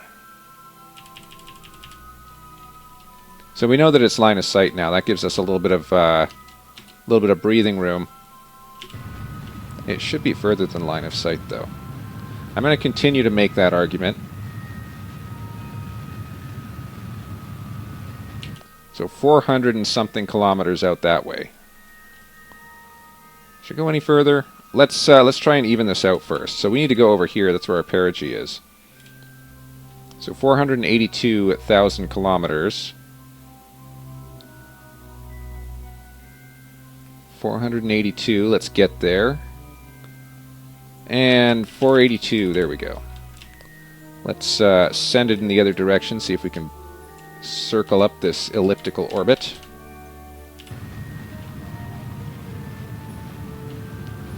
Alright, 442, and that's not bad. That's pretty circular. Seem to be at 482. Yeah, we're slowly approaching that.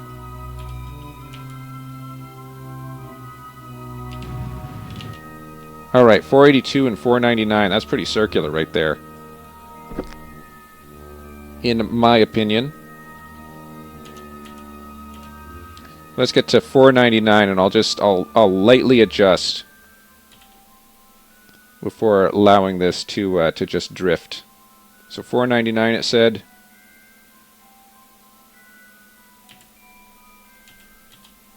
Let's go 499. 499. A little further. Just a little bit. Just enough that we can send it. Alright. 499, 635. I'm going to go ahead and call it there and just try and... So that'll be about 500,000 K above Kerbal. It's not bad. And just very lightly we're going to adjust this. Try and keep it close to 500K if we can. Okay, that's a bit too far. That didn't work how I wanted it to, so let's try and bring it back down a little bit. Never thought I'd say that.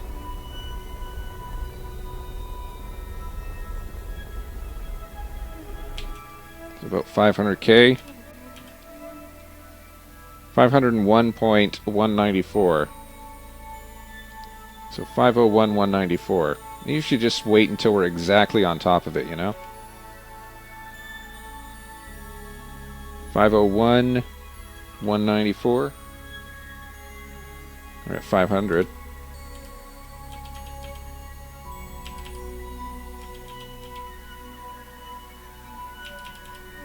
Alright, there's 500.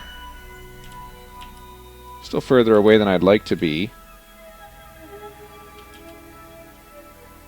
501. Alright, we're pretty close to that. We're pretty close to that limit. So let's bring ourselves this way.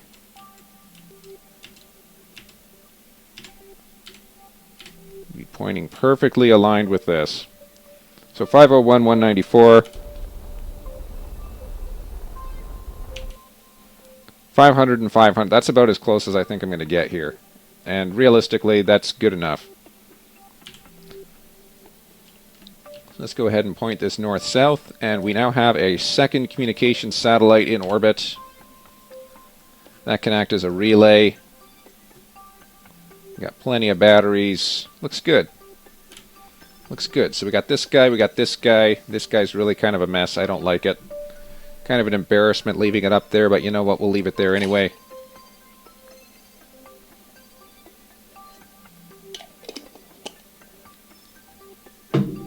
Now, you know what would be really nice would be to have one that flies over the polar regions. That'd be kind of extra insurance, really. But I think if I can get another one at a 500K orbit, just, you know, at a different phase angle. I don't know how much that phase angle is going to drift, how much I'll have to manually adjust it. That would be a problem, wouldn't it? That would be a bit of a problem.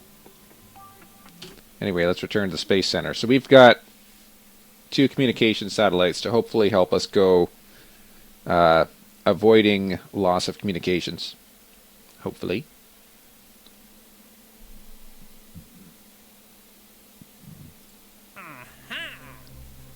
Is there anything else we can do? Temperature surveys of the moon. You have to be below a certain altitude within a certain sector. I don't really want to risk that one. I don't think I'll be able to necessarily accomplish that. How long does that go? Deadline is year 10.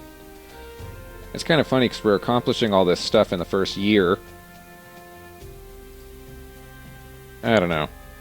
I still got to kind of bring a return from a flyby of the moon, ideally, never expires, but certainly feels like it does. Where is the moon anyway?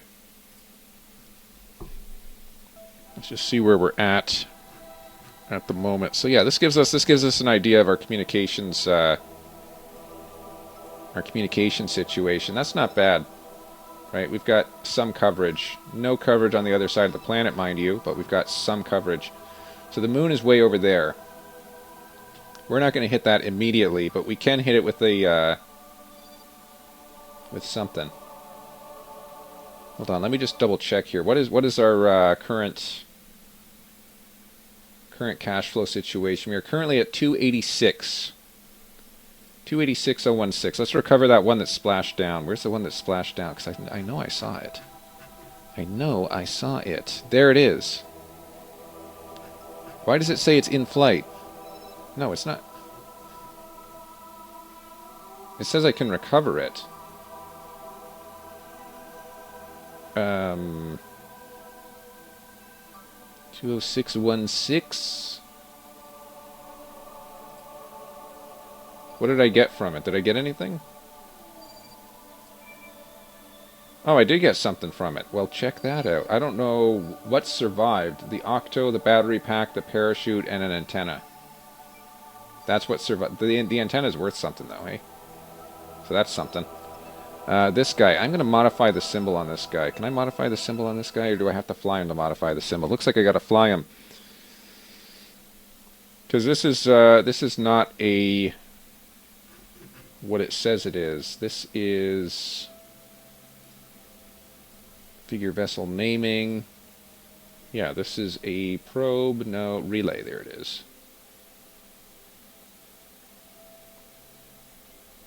The setting with the highest priority within the vessel will be used to name the vessel and set the vessel type. Well, it's a communication satellite. What else can I say?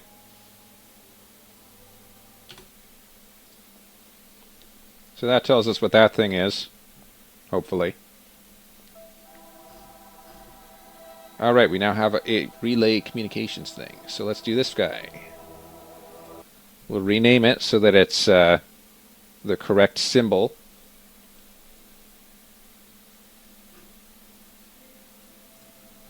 And configure naming. It is a relay.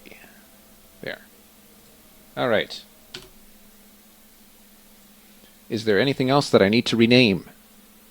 I don't think so. I just want to double check this orbiter thing. The one that's stuck in orbit.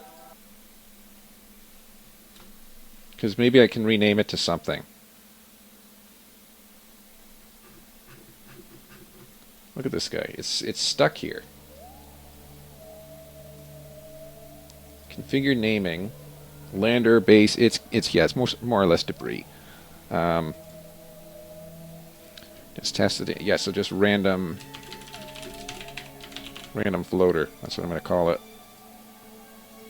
Doesn't have an antenna. Well, it does have antennas, but it doesn't have any way to charge itself. So I guess that's going to be what it is. I'm going to hit the pause button here for just a few moments. Be back right after I use the washroom,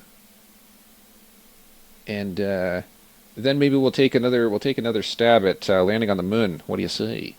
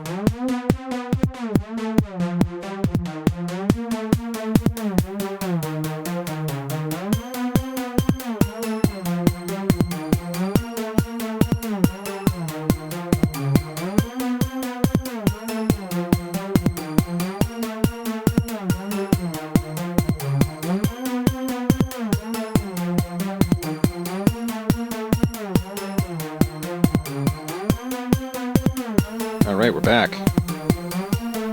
I'm going to try and adjust my seat here while I'm thinking about it. Give me 2 seconds. Bring the microphone up. That's still roughly in line with my face. Pointed kind of at the corner of my mouth. That'll work. That'll work. Yeah, that's better. That gets my back nice and straight. All right. All right, we're back. So, as promised, we are going to try and punch a hole in the moon. That wasn't the promise. Wait a minute. No, I'm kidding. Where was the moon one? That was the one that actually successfully made it there, wasn't it? Was this the one that made it to the moon? Someone's got to remind me here. Altitude and at vacuum. This could be the one that made it there. Still reluctant to add a pilot. How is this? Okay, not bad. I feel like this was the one that somehow messed up. Wasn't it? But the moon one, the naming scheme definitely seems to suggest that it made it, right? Like, you got this guy. This guy probably could make it to the moon. 35.3. Like, this one will get you into orbit too, won't it? Oh man, I am so confused. Which one made it to the moon last time? I'm actually going to have to pull up the video.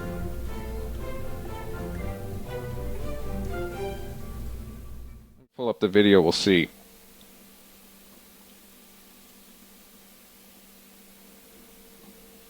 Alright, twitch.tv, Sephora4 guy. What is Sephora4 guy?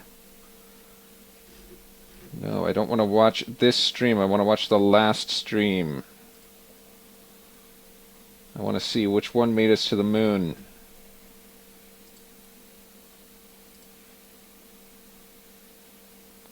I don't see which one got us to the moon, honestly. It's not really clear. Hold on. It was close to the end, wasn't it?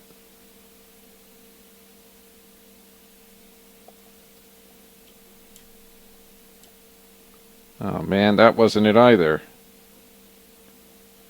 So what got us to the moon last time?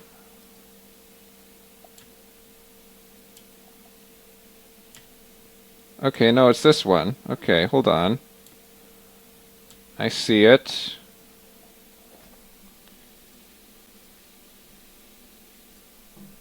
But what was it named? Oh, come on.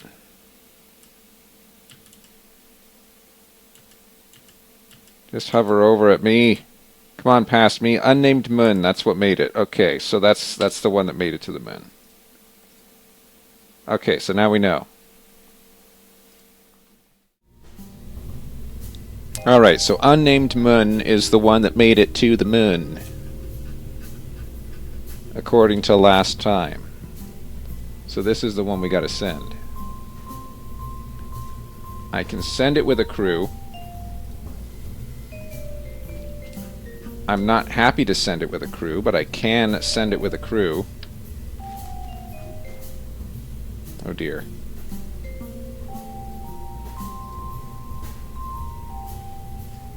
How expensive is this battery? Very. That's going to be our new route. So that battery is now the root of our vessel, which is kind of sad. And I can get rid of a couple batteries. What I'm going to do is I'm going to add...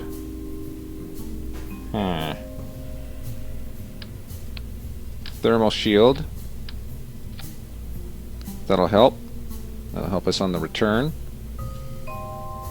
Be nice to have a radiator, but realistically I don't think it's going to help us that much. What will help us is having more parachutes.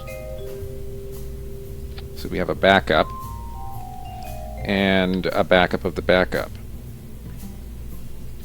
So 2 sets of parachutes. That's good. That's good. Alright, so this gives us something that I think will work. So these 2 will hopefully get us to orbit. This guy will be the one that pushes us to the moon. And I'm going to add an extra parachute just because I really, really, really, really don't want to lose this one. Like, really? As far as losing spacecraft is concerned, this one, I really don't want to lose it, because this is going to be a crewed mission. There's going to be crew. And who wants to lose crew, you know? There's going to be people aboard. So where's the moon? Where is that silly moon? There's the moon of mine. So we're going to have to accelerate time just a little bit because it's nighttime. We want to point at the moon. Right about there. Oh, dear me. Oh, come on. Really? Did I just... I warped past it. Way past it. If we were going to the moon, we'd be right about here. So the point that you see it would be right about here. It's close. But really not as close as I would like it to be, you know? We could make it. We could do it the same way we did it last time. I just really want to do the one-shot. This is close enough for the one-shot method. We could make that. You know what? That's close enough. We could make that with the one-shot. And since it's a crewed mission, we can also adjust our... orbit if we have to. We don't have to worry about losing communication. What sorts of science do we have on this, by the way? Not much. If I recall, we got almost nothing on here. Can I throw just a couple things on? Do we have the parts? We have enough room for the parts. Throw a thermometer. I'm going to throw a pressure sensor. How's that for parts? That's good for parts. It looks like it's good for our Delta V. And I know it says it's unmanned, but this time it's going to have somebody on board. Unfortunately, it's going to be this character, because I don't want to lose Bargain Bob. We're keeping Bargain Bob alive. Alright. Now, how much does this thing cost, by the way? We lose it, we're losing 10G. Just saying. These are at 64.5. This is at 67. That should be pretty good. Pretty well on par. This guy's ready to go. We have a heat shield. I think we're going to survive this one. Jinx. Let's hope we do. For your sake. Because you're the one that's going to have to pay for it if it doesn't work. No, I'm kidding. There's nobody in the chat anyway, so who would pay? Who could I possibly be blaming? Where are we here? So we are pointed in this direction. Yeah, we can hit the moon from there. That'll work. No problem at all. I want to say. I would like to be able to say it's no problem at all. Just like I would like to be able to say we can return from the moon without blowing up in the atmosphere. But you know what? Sometimes that velocity vector just does not work the way you want it to. And you end up burning up in atmosphere. We are going to be careful of that. As careful as we can conceivably be. While still making it to the moon. It's about time that we accomplish that mission. Been at it for long enough. Come on, gravity turn, let's go. Full authority in the yaw. Should be pointing 9 or 0 by now. We're still not. Still going straight up. We're just basically going to straight shot to the moon, aren't we? That's what it's looking like. You think we'll get out of atmosphere here? Oh yeah, we're well out of atmosphere at this point. Wow. The delta V on this thing is crazy. That's going to push us right out of the atmosphere, dude. Right out of the atmosphere. Like, this thing will get us to the moon, no problem. It'll get us to Minimus. If we wanted to get to Minimus, we could. All right, let's a little bit of time warp. Just until we separate.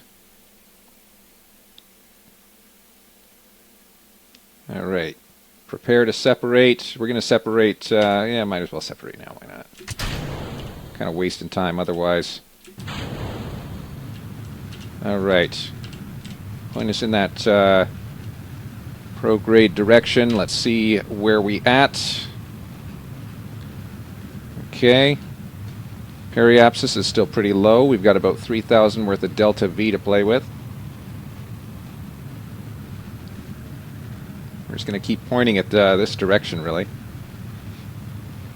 Our acceleration is 9.6 meters per second, so that's okay. It's not great. Definitely want to see that going up a little bit more, which it is doing as we push our way further and further from the planet. So you know what? We might be able to hit the moon from this. There's a distinct possibility. I don't know. Our velocity is kind of trailing down there, isn't it?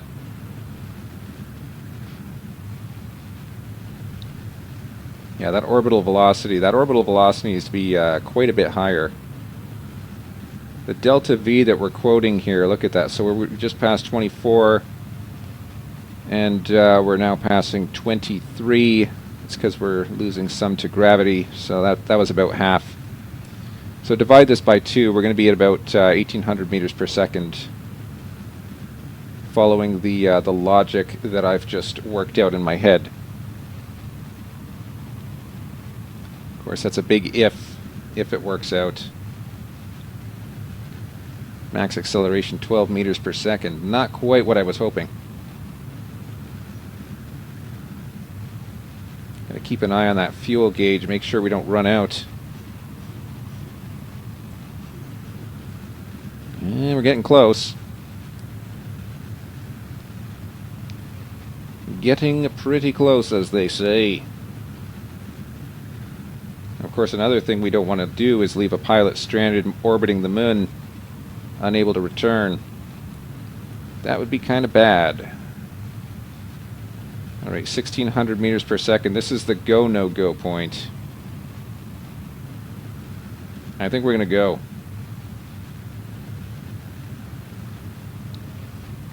Oof. This is going to be a rough one, I tell you, though.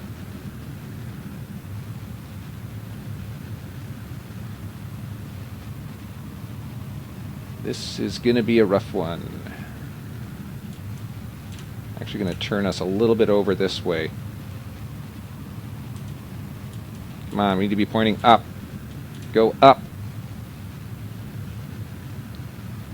500 kilometers. Oh, yeah, we're really low on fuel now. Ooh. If we hit 400 meters per second, I might have to call off the mission. Oh, I might be calling off the mission. This is cutting it close, dude. This is cutting it real close.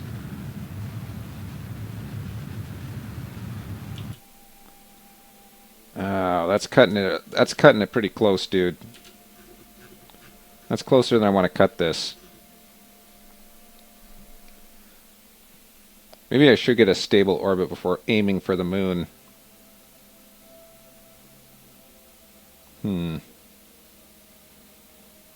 Indeed, I should. 544 meters per second of delta V. All right, let's send it out to this point here. Darn. You know, yeah, we're gonna return. We're gonna turn it around. It was close. I think it would have been better. You know what? It would definitely have been better instead of wasting fuel trying to push against gravity. It would have been better to get a stable orbit first, and then kind of, yeah. That's probably what we'll want to do next time. Keep an eye on that fuel. Oh dear.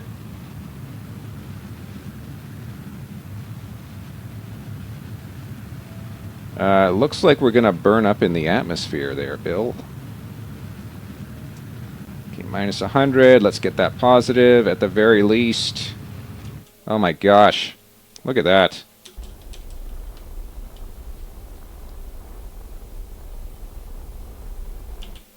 "58 kilometers, dude. Crazy." Actually, no, point prograde for now. And then hold. Oh, I didn't have to put this person into such peril. That's really depressing. Did we have... We had science. Can I log pressure data here? Is it worth anything? It's not. Well, that's rather unfortunate.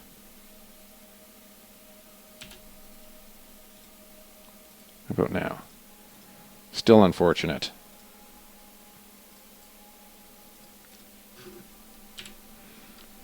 Alright, let's go back in atmosphere then. Rather perilous journey.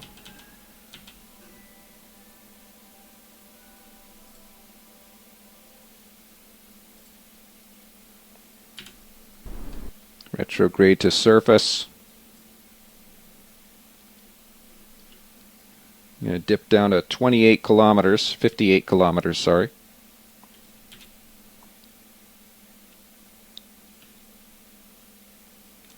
Then as we're going back up, I'm going to burn retrograde as much as possible,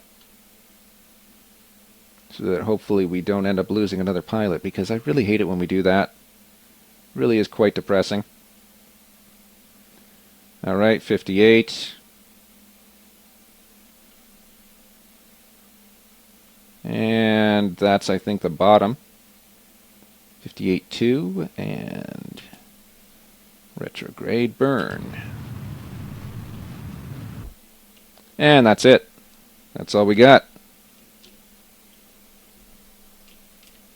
Let's try holding a little bit askew.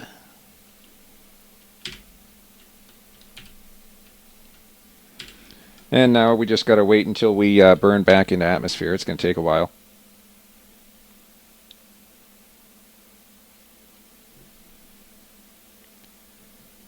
Oh, dear me. Yep, so it is a bit more wasteful to burn fuel like that, I suppose. It's better to get into orbit, get a stable orbit. I mean, certainly for return, survivability, and so forth. In addition to that, though, we do have the added weight of a pilot, which we didn't have before. So that added weight could be contributing somewhat. Certainly a possibility there. Hold on.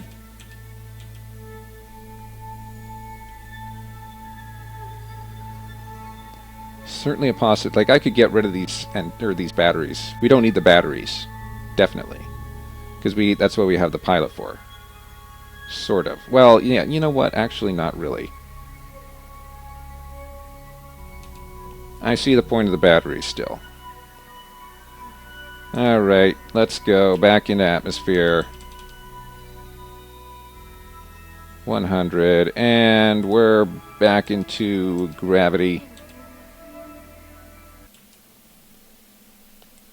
Let's burn off some of that extra altitude before we hit the ground. This would be so much more exciting if we had actually accomplished the mission, you know? Just saying.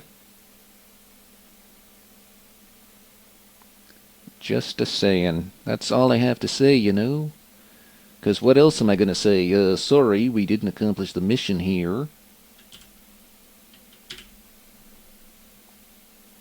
Toggle map? Oh. Well, that's interesting.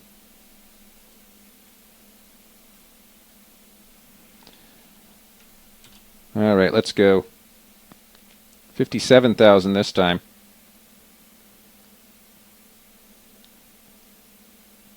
Are we losing our ablator? Ablator? We are losing some of it. Very slowly, mind you, but we are losing some. Probably around the fringes, because that's all that can possibly be exposed at the moment. Alright, maximum altitude 736. On our way back out of the atmosphere.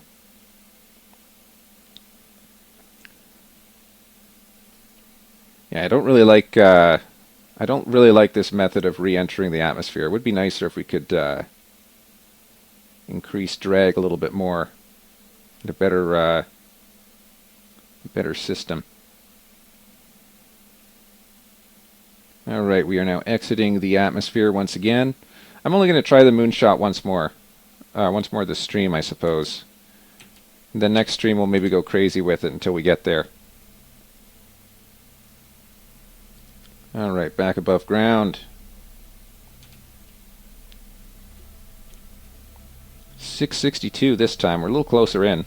Not as close as I'd like to be. So we're probably going to have like another one or two, maybe bounce off the atmosphere a couple more times.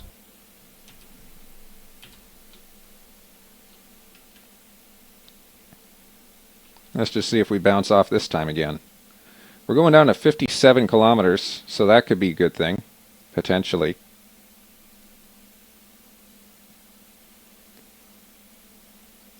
All right, here we go. 53 kilometers. Apogee is still burning off to about 600,000.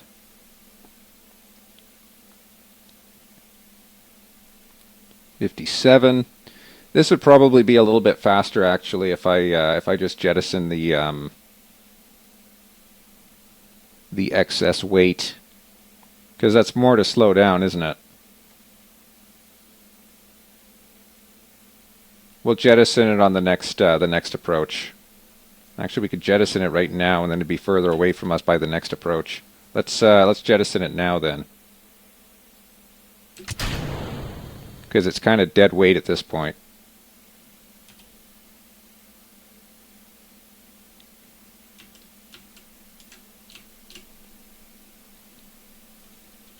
All right, pointing anti-grade to try and save our soul. Let's see if it works, because you never know. All right, going around again. And PE below 170. Going round again, round again. 500, 400, 300. All right, slowing us down. Dude, look at that. We're within 5 kilometers of whatever that is. Debris. Oh, that's the thing we literally just jettisoned. Never mind. Not so exciting anymore, is it? All right, in atmosphere. What do we have for electricity anyway? We have plenty of electricity.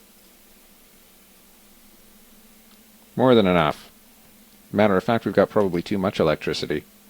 Could stand to get rid of some of that stuff, eh? All right. Burning off plenty of altitude here. So periapsis 57, apoapsis is still 470. I think we'll bounce off again. I think this one, since we have less of the dead weight, I think this one might actually slow us down sufficiently. But will we bounce off again? Well, it looks like we are bouncing off again. But I think the next one's going to be our landing run. Looking at that apoapsis, how much we just burnt off. Yeah, that should be fine. Should be on the next one then. Go around once more. This crazy world just keeps on turning. Flying through space with the wheels a-burning. All right. Out of atmosphere again. Here we go.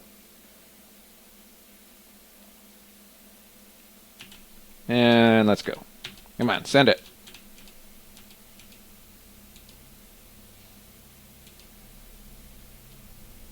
All right, 329K this time. This will be a lot quicker to get around.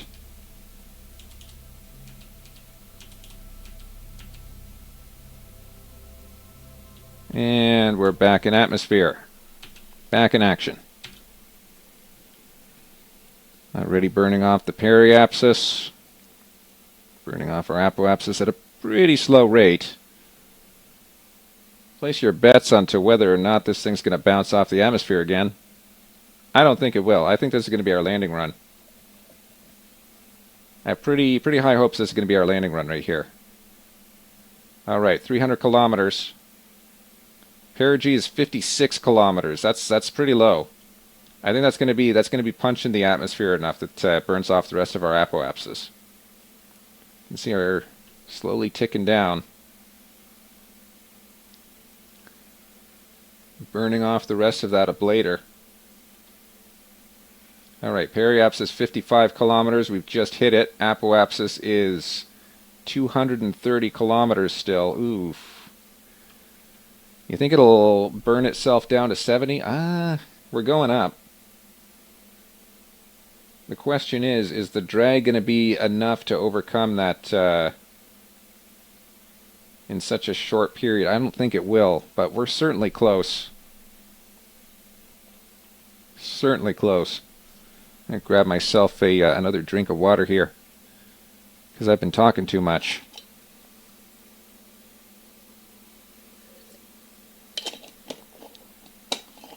All right. So no, we did bounce off the atmosphere another time there.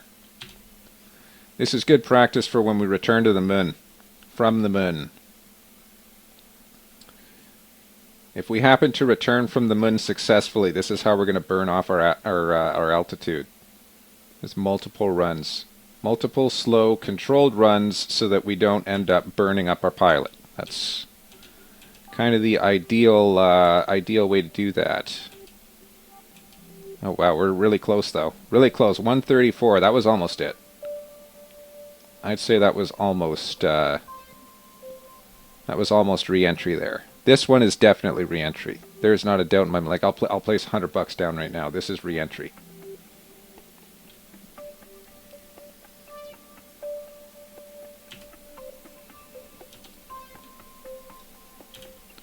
All right, this is going to be our re-entry run here.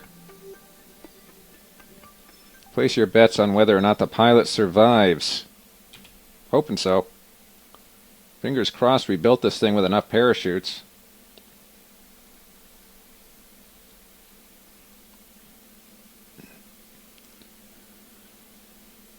And to think, we would have been in quite a bit of a better position if we'd probably if we'd attained a stable orbit before trying to punch it to the moon, you know?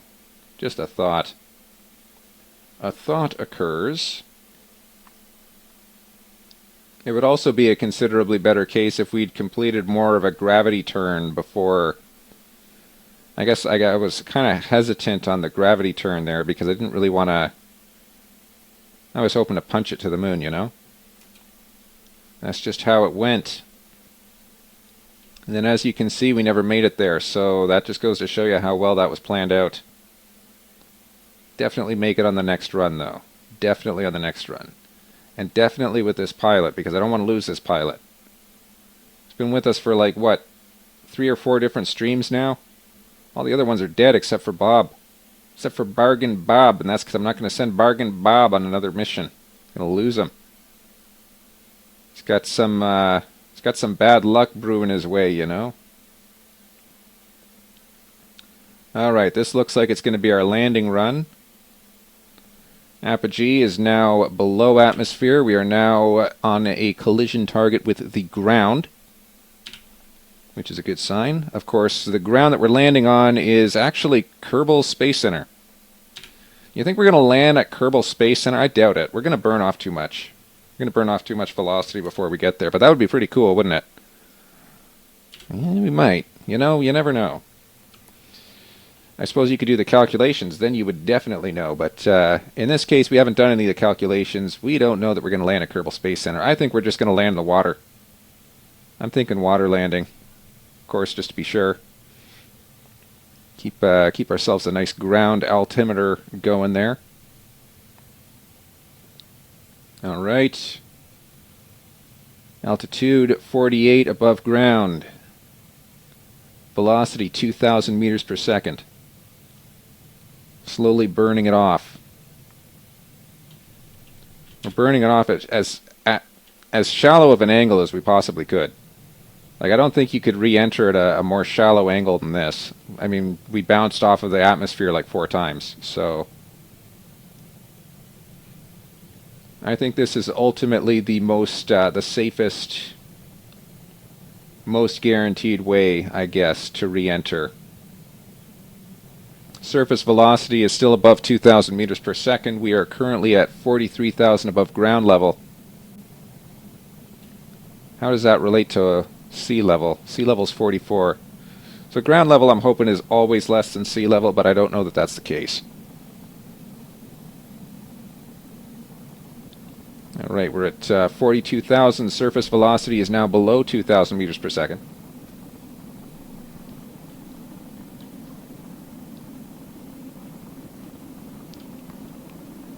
So far, it's looking okay. Our temperature is not outside of specifications. Can I do a crew report as we're burning up? No. No, because that would be morbid, wouldn't it?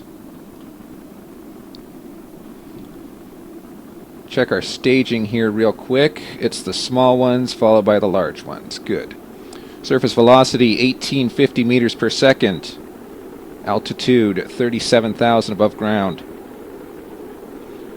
We're heating up a little bit more than I would like to see. Doesn't look like we're using too much control authority, so that's all well and good. Surface velocity now 17,000 meters per second at 33,000 above ground. Burning off that extra velocity pretty quickly now at this point. Surface velocity 16,000 meters per second at 31,000 above ground. Now 15,000 meters per second. Now 14,000 meters per second. Now 13,000 meters per second. Alright, we're burning off that altitude pretty quick. Sorry, we're burning off that velocity pretty quick. 25,000 above ground level, 1,000 meters per second surface velocity. Alright. I think that worked pretty well. Surface velocity now 800 meters per second at 20,000 meters. We're safe to deploy primary chutes if we want to, but we're going to wait until we're closer to 2,000 above ground. Surface velocity now 500 meters per second at 17,000 meters. Confirmed we are not landing at Kerbal Space Center. Surface velocity now 300 meters per second at 14,500 meters. That's exactly where I want it to be. Matter of fact. Our surface velocity is less than 300 meters per second. We are currently at 1,200 meters, 12,000 meters above ground level. Looks like it's going to be a water landing. That's all well and good. I'm going to time warp this forward a little bit. The target is going to be landing, we're going to deploy primary parachutes at about 3,000. Surface velocity is currently 200 meters per second. You're currently 3,000 meters above sea level. Wow, that ground got me, dude. That ground looked like it was coming up a lot faster than it actually was. I actually ended up deploying both primary and secondary parachutes. Surface velocity now 25 meters per second. We are at 1,400 meters. Wow. The visual effect, like look at that. That sea looks like it's coming up so much faster, dude. Wow, that threw me through a loop. I was worried there for a second. I am not going to lie. I was pretty worried there for a second. Surface velocity now 4.5 meters per second. Perfectly within the survivability range. We don't need this auxiliary parachute. I might drop the auxiliary parachute at about 500 meters anyway.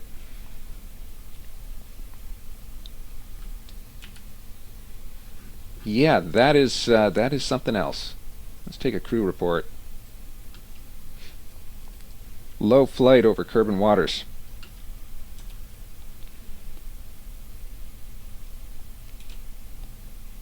Yeah, that really got me there.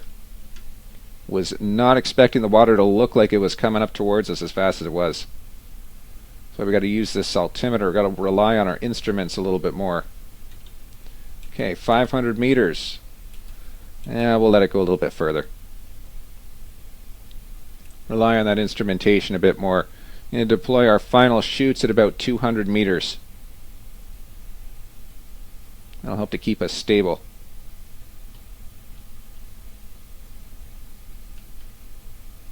Alright, and deploying final chutes. Final chute deployed. Surface velocity is now 3.6 meters per second. 100 meters.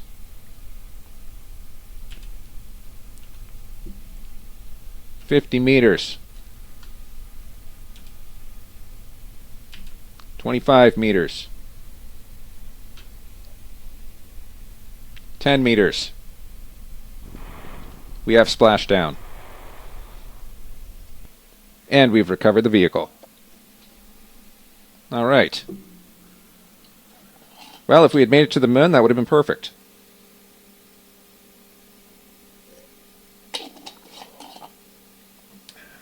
Unfortunately, we kind of dropped out halfway because I was worried that it wasn't going to make it there, and that we were going to be stuck without fuel just plowing into the ground. That was more a survivability decision than anything. Didn't gain us any reputation, unfortunately. Observational surveys, temperature surveys.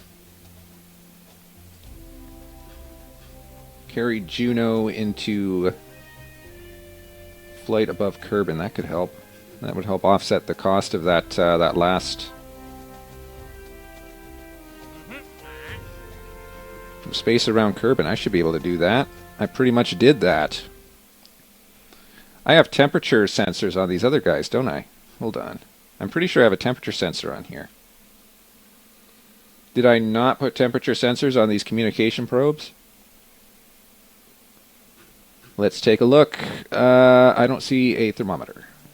Wait. What's that? That's scientific data recovered. All right. Hey, you know what? That pays off that last. Well, that pays off for the communications probe. Pretty much just paid for itself. So that's something. Go ahead and. All right. All right. Keep the world first accomplishments. Test the flea booster at launch site. I could do that. Yeah, we're gonna save up for the next launch to the moon. And this time we're gonna recover. We're gonna return successfully. We're gonna have the mission actually work. Put this on. What is this flea engine we're testing? That's a Terrier. Oh no. Well, here's what I'm gonna do then. Thrust limiter to 0, solid fuel to 0. That's how we're going to test this. I'm going to test it with 0 fuel. And ideally, that'll be good enough.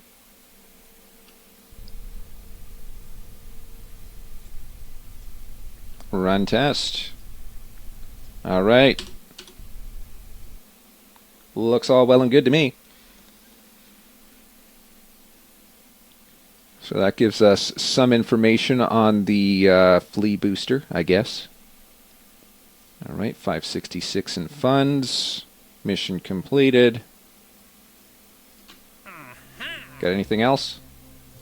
Equatorial orbit. Ooh, that's a tough one. But I think we can get that. I just don't... a new unmanned probe that has an antenna and can generate power. Must be fully assembled when launched. Reach an equatorial orbit as specified.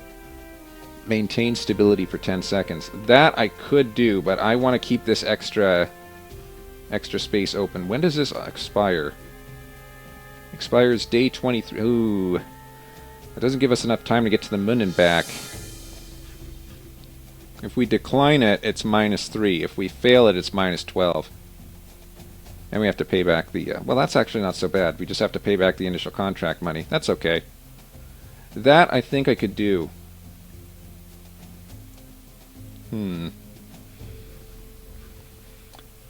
I mean, the idea is...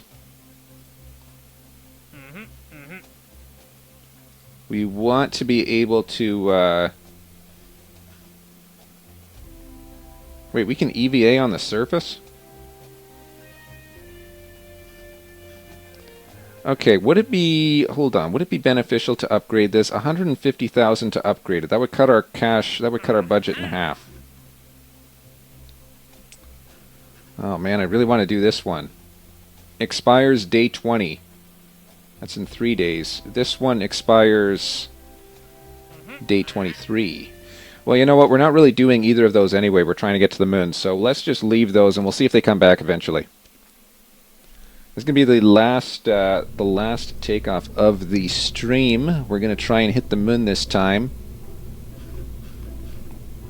Unmanned spacecraft, okay. So this one's a little heavy. That's the problem. So what can we get rid of on this guy? Especially in terms of the batteries. So we've got 4 of these guys. That's 400, and then we got 200. That's 600 in terms of batteries. That's a lot. We don't actually need an antenna at the moment, right? The antenna we can actually get rid of. Okay, so 37 and 140. Oh, sorry, 37 out of 140. So could we add additional fuel then? I think we could. If I added the additional fuel, that's 3,700 or 3,470. Without the additional fuel, 3,000. So that additional fuel nets us another 300 meters per second, basically. It's just going to be a little bit more difficult to control. And it's 29 tons. Yikes.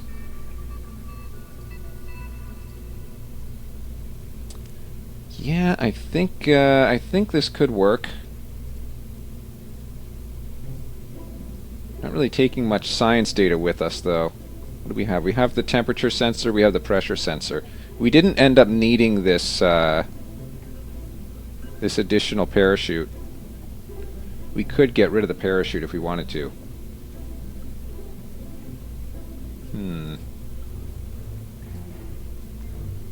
Do we drop the parachute? I wonder. But then what do we replace it with? Fair question. Yeah, I think what we have here works, though. So we can send our pilot up. Might actually be better for us if we sent our no, we're not going to do that. Bargain Bab is the last surviving crew of the original Kerbal Space Center, so we're going to leave them as is. So this is a little bit more Delta V. If we can get into a good orbit, then I think we'll be fine to hit the moon and come back and have enough fuel to actually land. So we'll it's gonna be a tough one.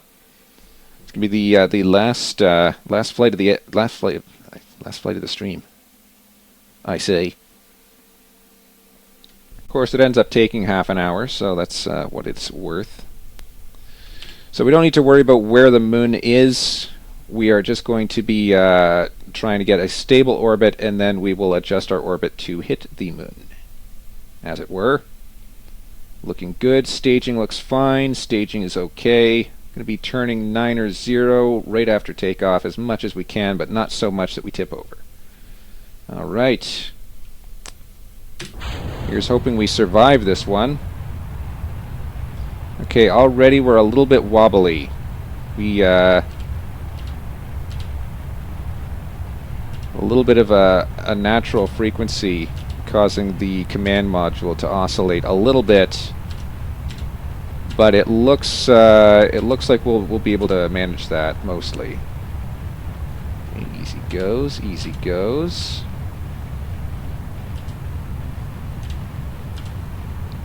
Keep pointing in this direction. I'm just slowly doing that gravity turn towards 9 or 0. We're still pretty vertical, as it were. Kind of going more up than to the side. That's not really a great climb profile, but at the same time we don't have that much control authority to be able to do anything much more aggressive. On the plus side, it looks like we're going to get out of atmosphere, so that's good.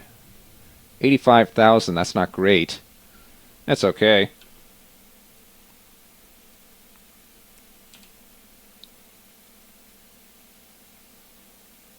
Alright, looking good, mostly. 50,000. Do you think 50,000 is enough? I think 50,000 might be enough. Go ahead and decouple then. Turn ourselves this way.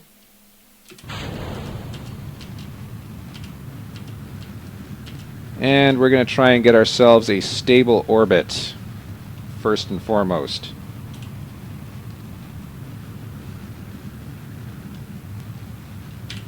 It's looking like it's going to be a bit of a challenge. But you know what? I'm up for a challenge. So let's get ourselves a stable orbit. Should be fine.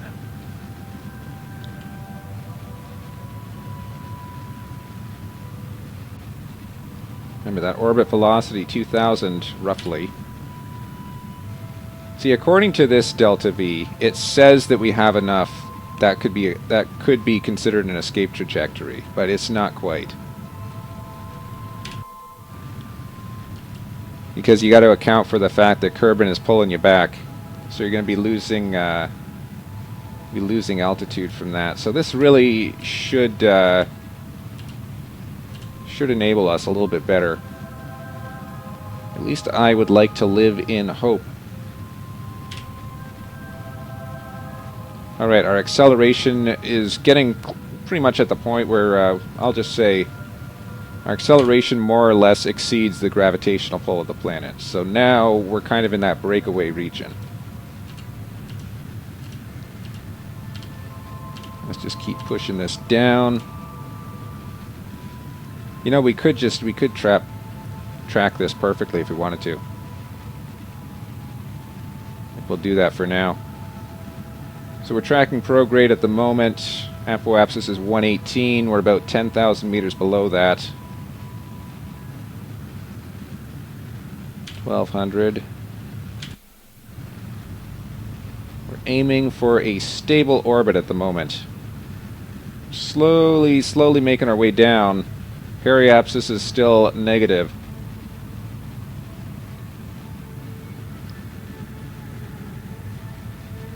Still negative periapsis. Once that is positive, that's going to be a good indicator of whether or not we'll be able to make it to the moon. Still have 2,000 meters per second worth of fuel, worth of delta V. Alright, we're still at minus 300.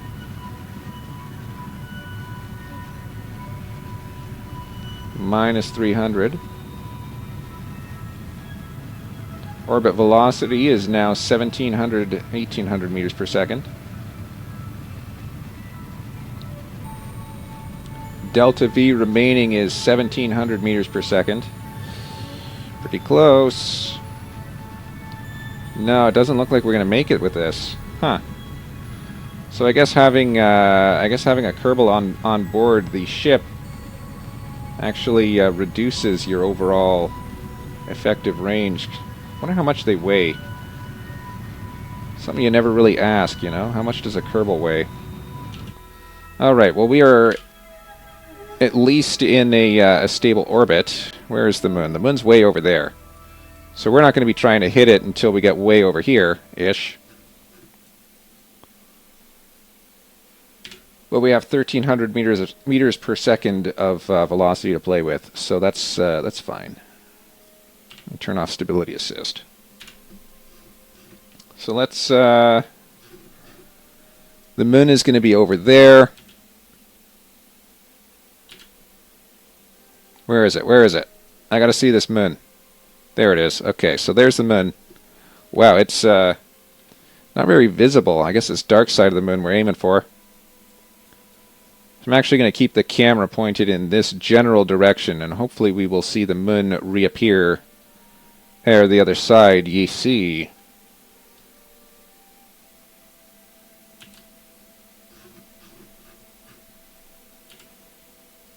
So where are we? We're right about here. Not quite around.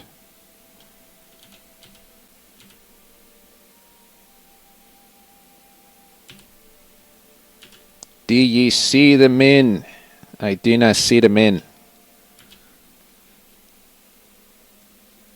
Still don't see the moon. I still don't see the moon. Still don't see the moon on the horizon, bro. Where could it be? I do not know. But I still don't see the moon. Oh, oh no. Oh, there it is. There's the moon. All right, start pointing towards it now. That's the wrong direction to be pointing. Don't worry, we'll make it. Not like this is time sensitive. All right, let's go. We're at 73,000 meters. Keep our eye on that available altitude there. All right, our delta V is looking great. Good stable orbit. We're going to hit the moon, I think. I think we're going to get it this time. Just keep an eye on this delta V. I want to keep at least 100 meters per second free for maneuvering before we land. I think we're going to have more than 100 meters per second available before we land. We added an extra 300. I don't think we needed to add the extra 300. We had enough delta V from the start. All right. That is a moon hit trajectory. The question being, will we actually get there?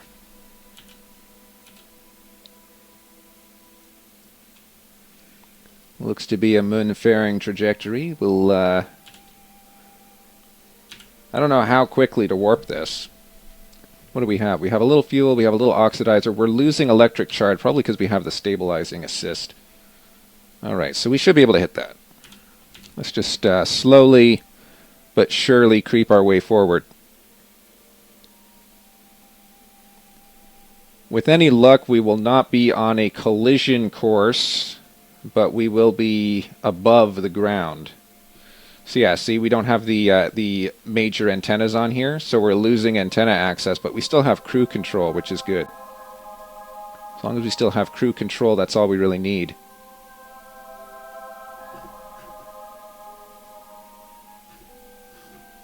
All right. Moving out, moving out, moving out. Oh, you think we're going to be close enough? I don't know. If we're not, that's going to really suck.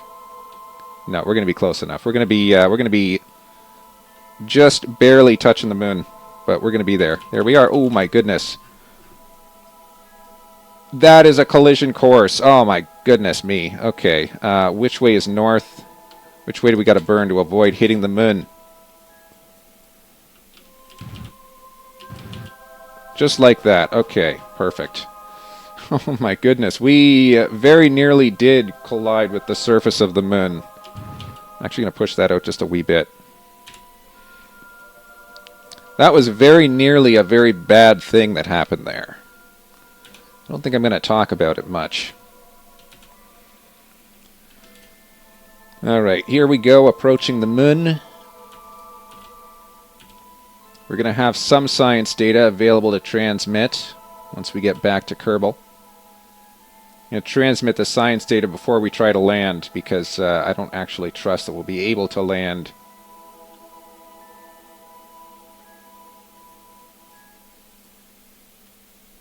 Alright, approaching the moon. We are less than a million meters from the moon. That's not bad. Alright, we are 600,000 meters from the moon and descending. 500,000. 400,000. 300,000. We are now less than 200,000 meters from the moon. Is this considered low orbit? We're still high. Okay. Wait until we get lower.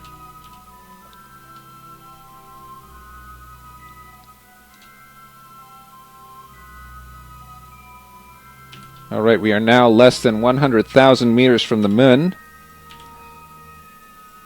Our camera has adjusted itself, thinking that it's going to hit.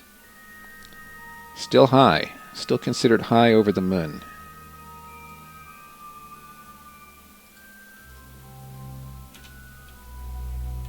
Yeah, let's get a little closer here.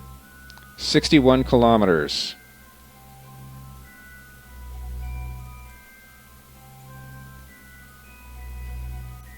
"61 kilometers is going to be our closest approach.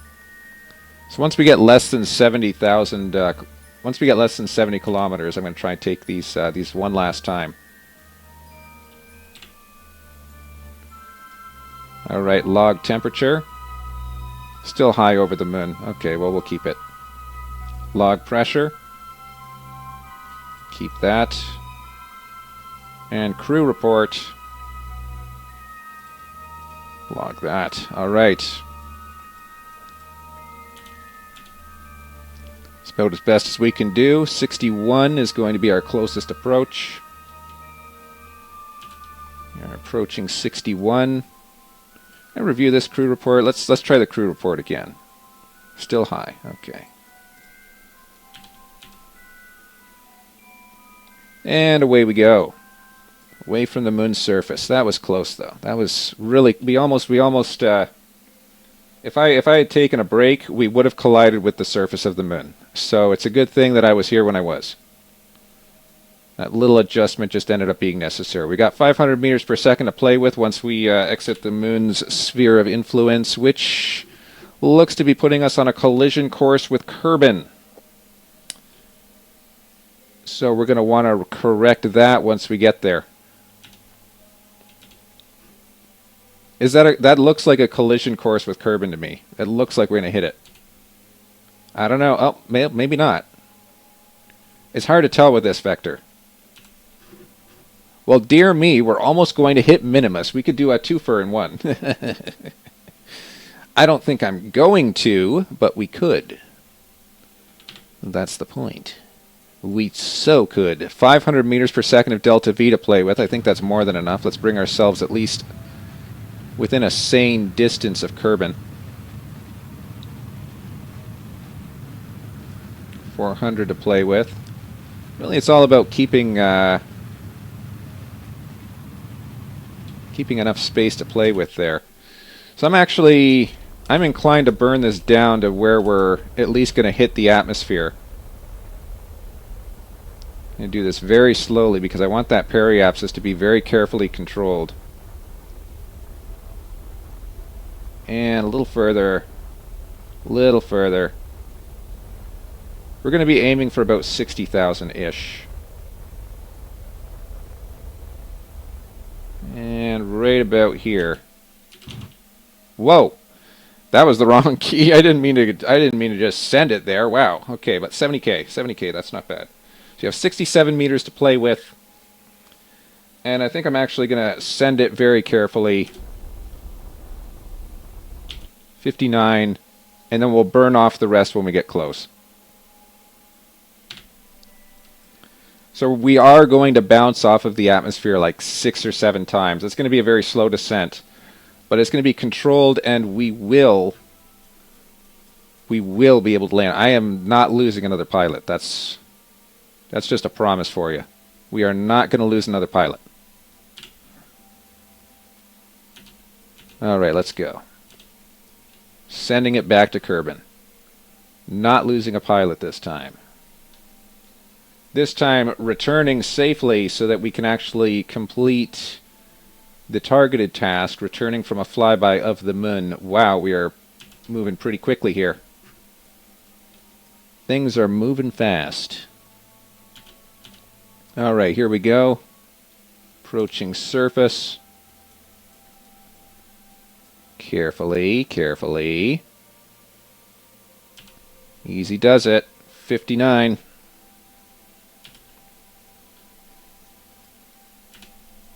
Carefully now. I'm really kind of gun shy with this whole thing. I really don't want to lose another Kerbal to my own stupidity. But I think we'll be fine. 8 megameters. We're going to be spending quite a bit of time burning off that extra altitude. But here's hoping. Here's hoping we can do that without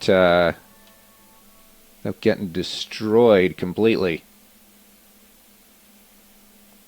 So we accomplished the flyby of the moon. All that All that matters now is we have to return from that flyby of the moon. All right, 59 kilometers.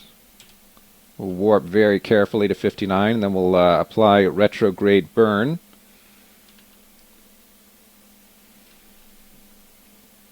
That extra 65 meters per second worth of delta V. It's not a lot, but I think it'll help. You know what? I think it'll help enough.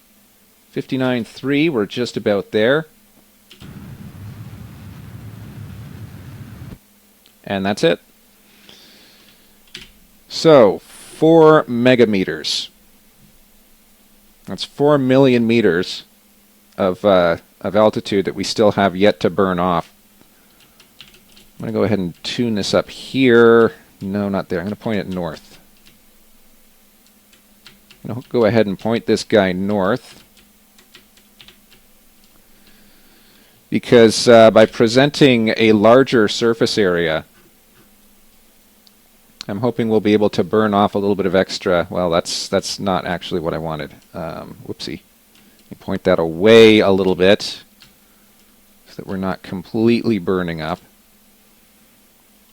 Yeah, just present a larger surface area to generate drag. You can kind of hear it in my voice. I'm shaking a little bit. I really don't want to lose this pilot. I really want this to be a successful approach, but with the apogee being more than 4 million meters and we have to burn off all that extra velocity, I just don't know. I'm inclined to just, because you'll have less velocity, you'll have more influence. I'm gonna detach this right now, and we'll just we'll present that. So we're going up to 4.3 million meters, and then sending it back. There's 4 coming back around.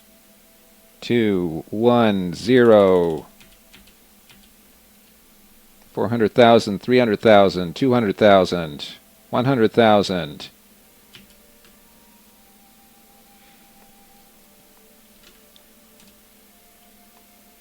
Because I really do not want to lose this pilot. That's ultimately the most important goal of today's stream, is getting to the moon and back without losing anybody.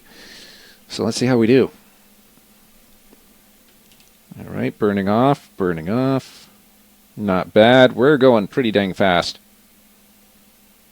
I'm hoping we don't exceed the part's temperature limit. What is the part's temperature anyway? Can we see? It doesn't say. It's 59,000 meters. Apogee is still 3.9 million meters. 3.7. So we went from 4.2 to about 3.5. Not terrible. Slow and steady survives the re-entry. That's what they say. Slow and steady survives the re-entry. That's the old adage. 3.2 million meters isn't bad. Yeah, that's still one heck of an approach there. All right, here we go. 1,000, 1, 2, 3, and back down. 2, 1.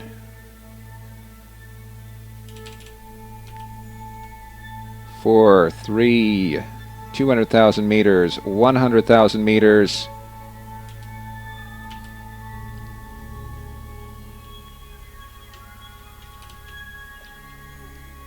82, 81. All right, we are once again re-entering atmosphere. Here we go.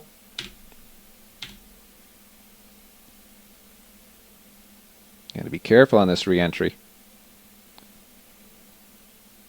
Orbital velocity, 3,000 meters per second. I think it's appropriate. We can see what our relative surface velocity is. Relative surface velocity is 2,800 meters per second. We are at 60,000 meters. Our apoapsis is still above 3 million meters, but we're slowly burning off that extra surface velocity. Hopefully we'll be able to land within the next 3 orbits.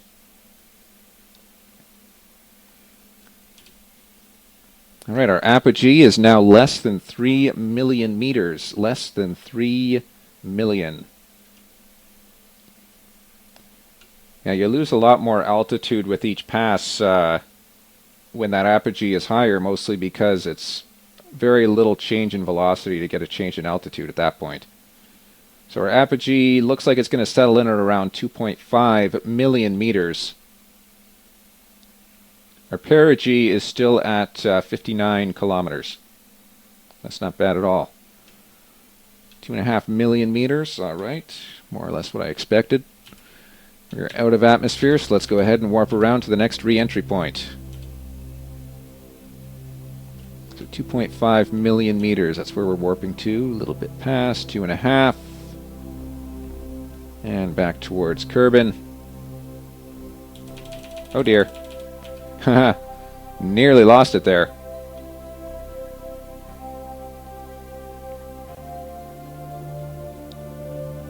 All right. Altitude 75,000 meters, surface velocity of 2750.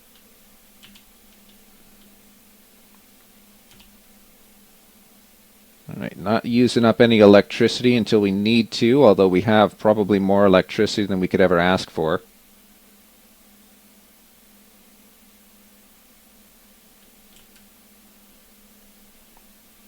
Surface velocity 2770 meters per second. Altitude 59,000. Our apogee is currently 2.3 million meters and decreasing steadily. We're hoping after this pass, probably 1.5 million meters is what I'm hopeful is what we'll see, or it's probably going to be a bit more than that. But slowly but surely we are burning off that altitude. We're doing this slow and steady. I'm going to grab myself another drink of our drink of the day. Nice healthy water.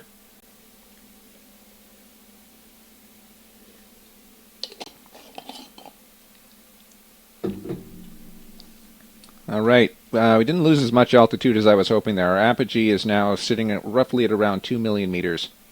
So we're starting to get those diminishing returns. Unfortunately, there's really not a lot extra we can do. All right, here we go. We just got to send it. So 2 million meters, here we go. 1, 2, and back down. 43. Right, 300,000 meters, 200,000 meters, 100,000 meters. You're currently at 70,000 meters. Surface velocity is 2,700 meters per second.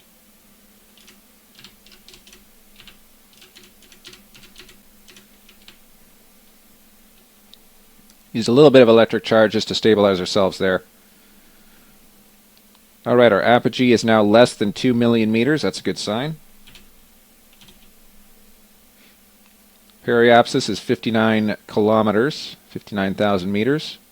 We're currently approaching 59,000 meters, and our velocity vector is roughly 2715 meters per second.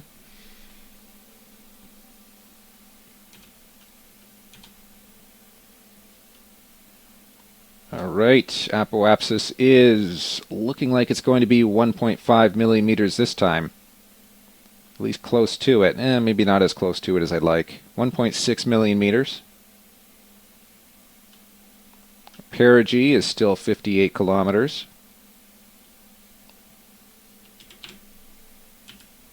And we're now out of atmosphere, so let's warp around again. Yeah, it's probably going to be like another 4 or 5 passes, I'd say. Strangely enough. Another 4 or 5 passes before we can actually land this thing.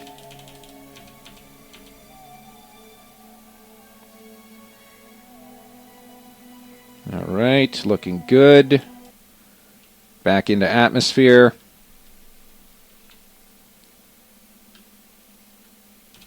See how much we burn off this time.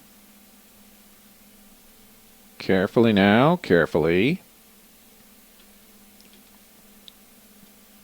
Surface velocity, 2665 meters per second at 59,000 meters. Our apoapsis is firmly below 1.5 millimeters and decreasing. Yeah, another 3 or 4 passes before we can actually hope for a landing. If anyone does tune into the chat, feel free to chat, because right now it's just a conversational stream until we can actually get that apogee low enough that we can attempt a landing. I guess I could talk about my thoughts on this game so far. I kind of like it. I do worry that it doesn't teach the importance of good planning quite so much, because it doesn't really give you the tools in-game to properly plan or to properly do flight planning. I guess you unlock flight planning at some point, but you don't unlock enough of it. It would be nice to be able to say, oh, I'm going to run a simulation of a flight, right? And then be able to fast forward it a little bit faster than you normally would, just to kind of skip past points. You know, I guess you could do that if you spin up a sandbox game, but I mean, spinning up a sandbox, it really feels like you shouldn't have to, realistically.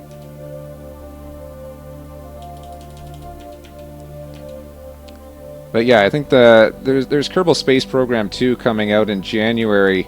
I'm not sure whether I'll buy it or not, because I don't think my computer can keep up with it. But if it does, I'm going to be looking at reviews of it to see if they have that feature. You know, whether or not you can just kind of say, I'm going to place it in testing mode to test something, rather than having to actually spend Kerbal dollars and potentially lose a craft.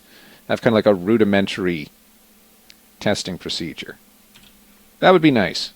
It'd be a nice thing to have. A nice to have, not strictly necessary, but certainly would make life easier. Alright, we are at surface velocity 2,600 meters per second at 60,000 meters above sea level. Our apogee is 1.2 million meters and decreasing. We're hoping to see that go to 1 million meters on this pass. Subsequent passes, we definitely want to see that go lower and lower and lower. And it's looking like it's going to stay above 1 million meters. Doesn't look like it's going to go much further. Slowly burning off that velocity, though. We'll get there. Like I said, another 3 or 4 passes. I know last time I said another 3 or 4 passes. This time I'm saying definitely another 3 or 4 passes. Because that apogee just did not decrease the way that I was hoping it would. Alright. You know what? Roughly 1 million meters. It's not exactly. It's not less than. But it is roughly equal to. That's not bad.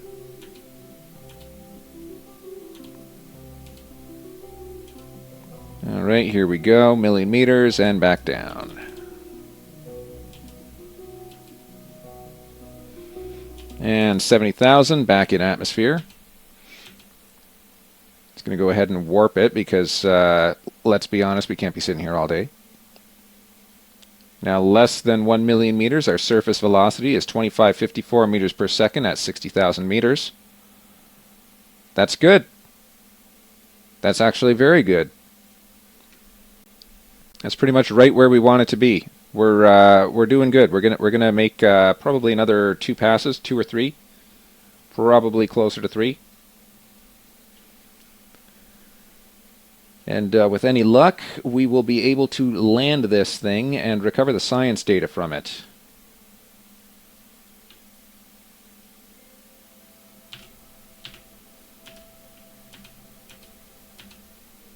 All right, off we go. 800,000 meters is our apogee. Should be pretty easy to catch that. All right, 800,000. Approaching. Approached and passed.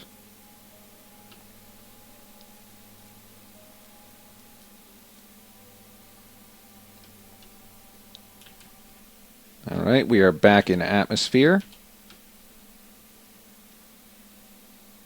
You're at 58 kilometers. is our perigee. We are currently at 2,492 meters per second at 60,000 meters. Apogee firmly decreasing. It is currently below 725 kilometers. That's a good sign. Surface velocity 2478 meters per second at 58,200 meters.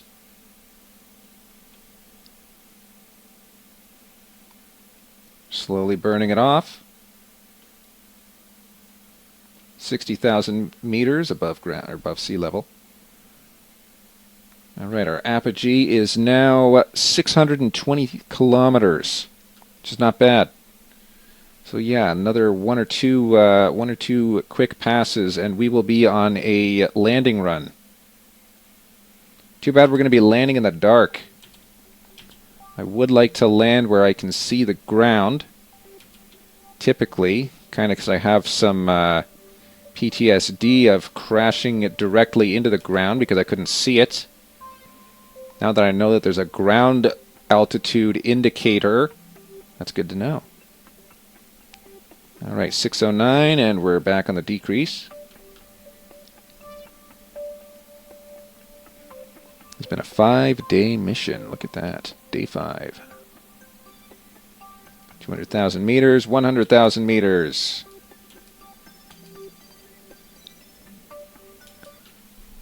All right, we are back in atmosphere once again.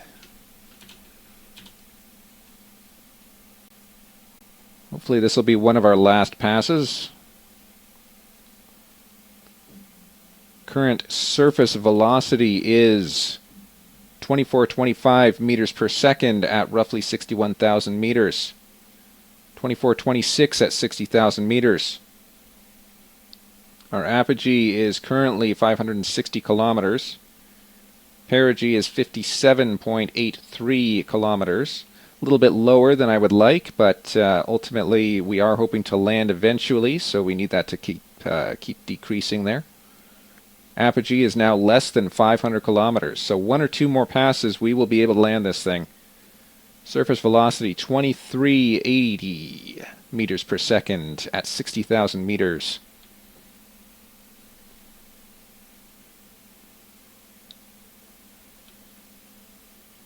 I like that I can time warp in this game. Imagine how boring this would be if you couldn't. You'd be sitting here for 5 times 6 hours. So about 30 hours. This would be about a day, 24-hour long stream, wouldn't it? If you didn't have time warp. I guess that's one way to get more streaming hours. Just leave Kerbal Space Program running in between maneuvers. I can't imagine anybody would want to tune in for that, though. I mean, it'd just be basically waiting for the next maneuver. Hey, you know what? I could give that a try, see what happens. Call it a subathon. Except that I won't be there. It's like everybody else is expected to show up but me.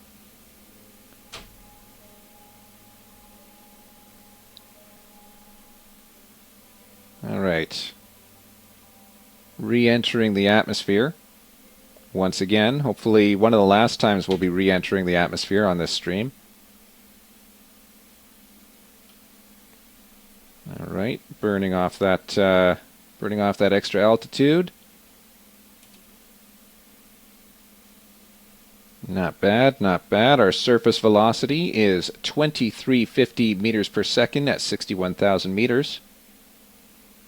2350 meters per second at 60,000 meters. Apogee is now less than 400 kilometers. Perigee is 57.2 kilometers.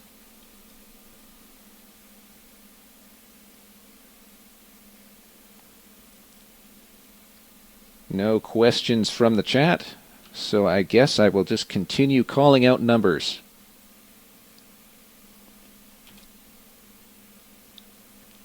All right. Surface velocity 2,300 meters per second at 59,000 meters. Apogee is now 280 kilometers.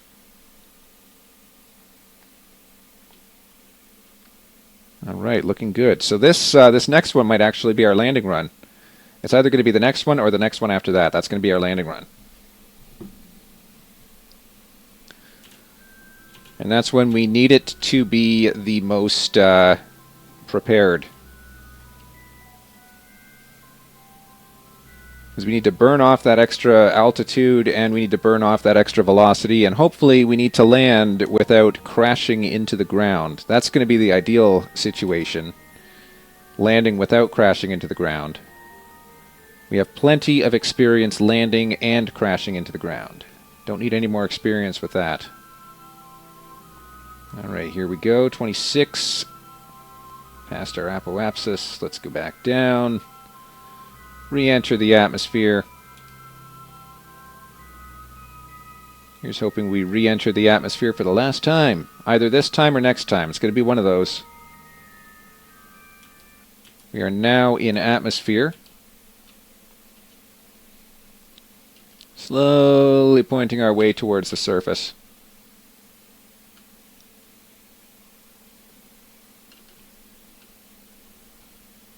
Alright, surface velocity vector is 2256 meters per second at 61,000 meters. Our apogee is now firmly below 250 kilometers. And you know what? It's looking good. I don't think this is going to be our landing run. I think we got one more pass. This is going to be, well, this is going to be our one more pass. This could be our last pass before our landing pass, which is going to be next. But you know what? We're burning off that apogee at such a rate that we actually might land on this pass. Perigee is 55 kilometers. We're currently at 2230 meters per second at 55.8 meters, 55.8 kilometers. Apogee is 150 kilometers. We're back climbing again. Wouldn't that be a very interesting landing if we were to stay in atmosphere? Like, we're currently climbing at a rate of just above 10 meters per second. But our apogee is actually decreasing so much that actually it looks like we're going to stay in atmosphere this time. This time we're going to stay in the atmosphere. Look at that. So we went down in altitude, started to bounce off of the atmosphere, but because of the aerodynamic drag, it brought us back into the atmosphere. Look at that. So we're no longer bouncing off. This is our landing run. All right, this is it. I think we're going to even land, if I'm not mistaken, it looks like we're going to land on the sunny side of the planet for once. But it is going to be a water landing.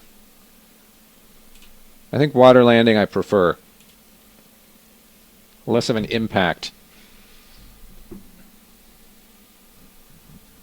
Surface velocity is 2100 meters per second at 60,000 meters. So yeah, it looks like we're going to bounce up to 63, and then that's going to be our landing run. Oh boy, oh boy, oh boy. All right. Camera has changed. We are now approaching the ground. Our surface velocity is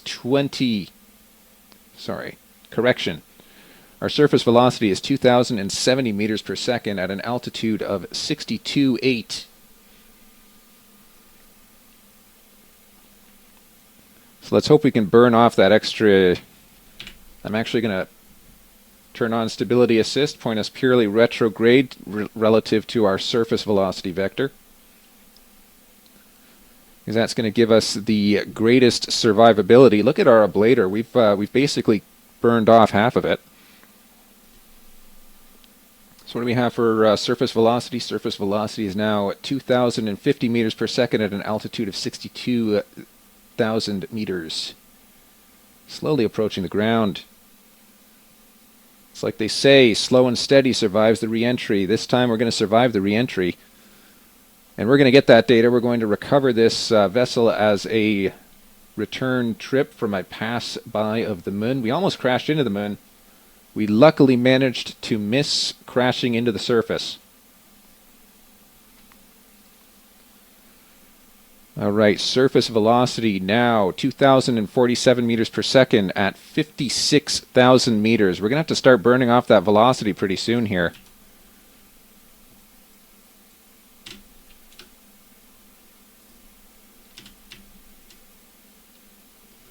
Kind of wondering, does this add extra drag? It doesn't really do anything, does it? This is actually our highest drag configuration. And it happens to be stable, so that's good. Surface velocity 2,037 at an altitude of 53,000 meters. We're not really losing velocity as quickly as I would have hoped. That's not a good sign. But at the very least, our surface velocity is only 2,000 meters per second, and we're not hitting straight towards the ground. We're actually going pretty far to the side. So yeah, our vertical speed is actually less than 1,000 meters per second. So as long as our vertical speed is close to 100 meters per second, our velocity can be 2,000. It's not a big deal. We're going to burn off most of that velocity right here. All right, we are incommunicado. Or in other words, we are outside of our communication window thanks to the re-entry plasma. Surface velocity 1,900 meters per second at an altitude of 38,000 meters. We are certainly burning off a little bit of that velocity. We're actually this is looking like a good landing run right here. This is textbook. We bounced off the atmosphere about 6-7 times, and we're now slowly making our descent. About I'd say around about 500 meters per second vertical speed. A little bit less. Surface velocity 1,500 meters per second at roughly 29,000 meters. That's not bad. That's actually very good. Here we're burning off the rest of our surface velocity. Surface velocity is now 1,200 meters per second at 25,000 meters. All right. This looks like we're going to survive this landing. And we're going to land in the water, which is, you know, neither here nor there, but it's nice. Nice to know that I don't have to worry about crashing into the ground. We're at 20,000 meters. Our surface velocity is now 700 meters per second. Look at that. That is just perfect. All right, 500 meters per second surface velocity at 17,000 meters. That's textbook right there. This is going to be a textbook water landing in a small little piece of spacecraft that's left over.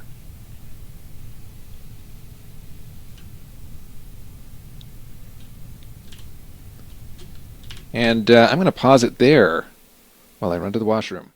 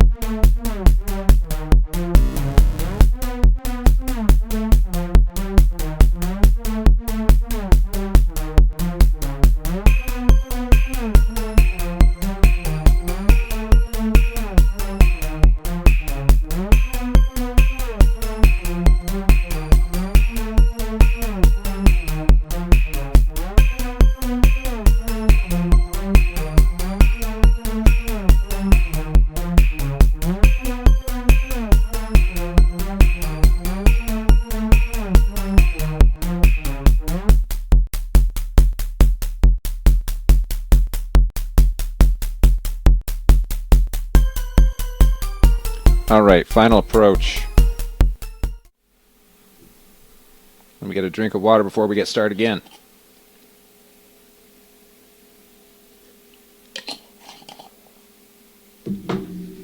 Alright, let's keep going.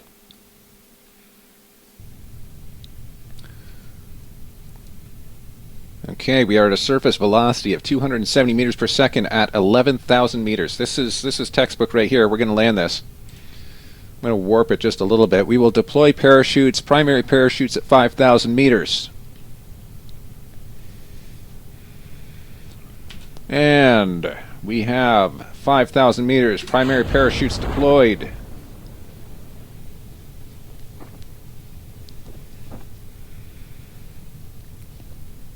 Secondary parachutes deploying at 1,500 meters. Current surface velocity is 115 meters per second at 2400 meters. Primary parachutes are fully deployed.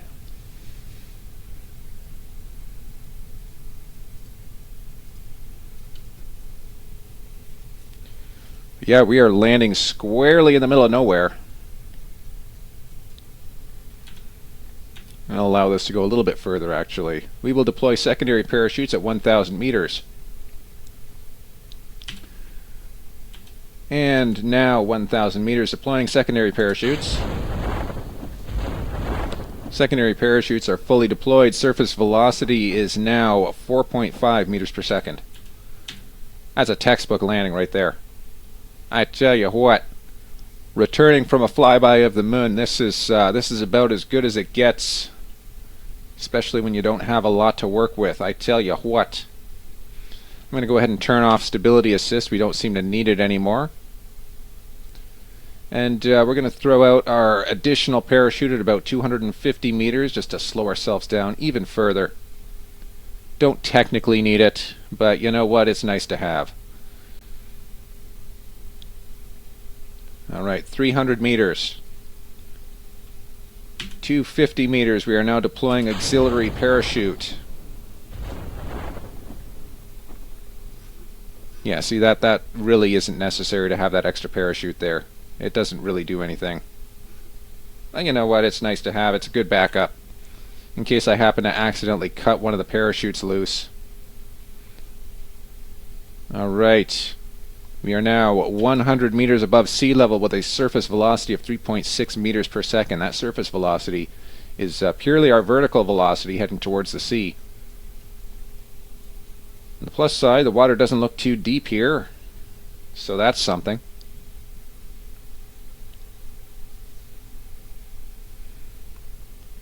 "30 meters, 20 meters, 10 meters, and we have splashdown. That was about as perfect as it could have gotten. That splashdown was about as perfect as it could have been. Right there, I tell you. That was just lovely.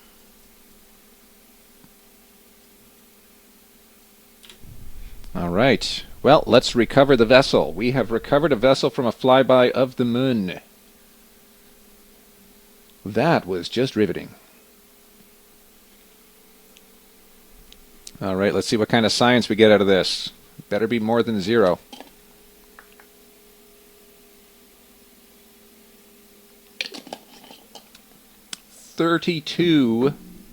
No, 37.2. 37.2 science from a flyby of the moon. That is excellent. That is mucho grando. Thank you very much. Our funds are now good. We've leveled up our pilot. Everything looks great here. We have another Explore the Moon. What's this one for? Orbit and return from orbit. I don't know, man. I don't know. Expires day 27. I don't know, man. We have nothing taken right now, so I'm actually going to go ahead and I'm going to accept this Explore the Moon mission right here. Take that one. I don't think it expires either, does it? No, it doesn't expire, so there's really no reason not to take it. Test a heat shield at the launch site. Let's try that. To the launch site. All right, that was quite entertaining right there. That re-entry I wasn't sure was going to work.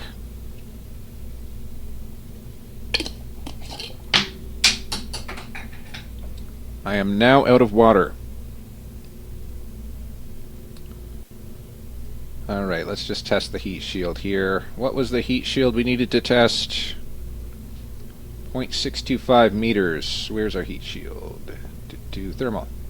There it is. Oh, isn't that lovely? That's just cute.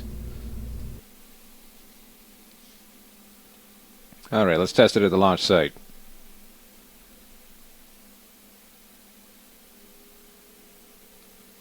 Let's see the blinky blinky.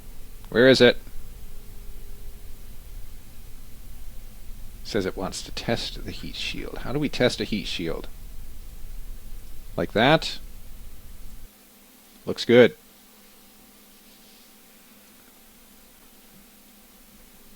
Alright, the heat shield is recovered. Mission successful. Look at that. We've got enough funds to upgrade our assembly building. I don't think I really want to, though. Could upgrade our tracking station. Not enough for research and development. Or that thing. Spaceplane hangar, maybe. We could definitely upgrade our mission control at this point and get more missions available to us. Orbital trajectory. Suborbital trajectory of the moon. Not really. Specific satellite positioning. Yeah, you know what? I think this next moon mission is going to be just fine. And you know what else? Our reputation is really taking a hit from this thing. Let's. What's our strategies? I'm gonna turn off this strategy. I think takes 1% of reputation gains.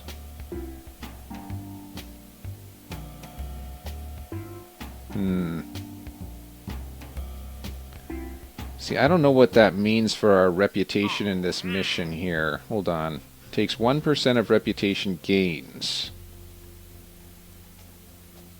So I think that means we gain or we lose 0 reputation from this. But we gain 40 bucks. I think that's what that means. I would have to assume. Alright. All in all, you know what? It looks like we've done pretty well. Is there any science things we can afford before we terminate the stream? Let's see. General construction. We can afford aviation. You know what? I think I'm going to go for aviation.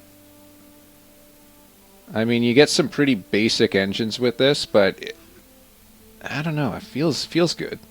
Feels like something I would do. The other one is flight control. I don't know so much about that. But yeah, this general aviation one I think is going to be the one we go for.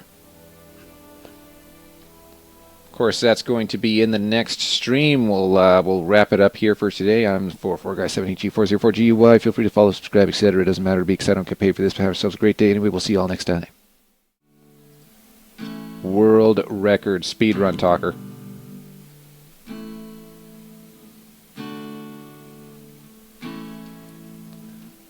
I'm going to review the audio for this episode and see if it's any good.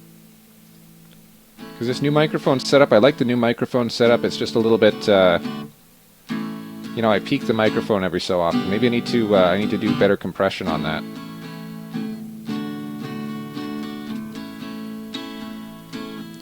You never know.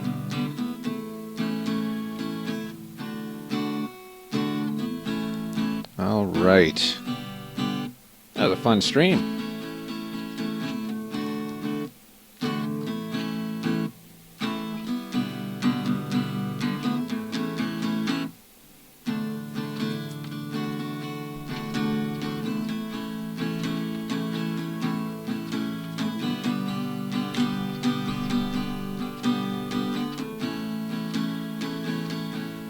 Oh, come on, I hit the Q key.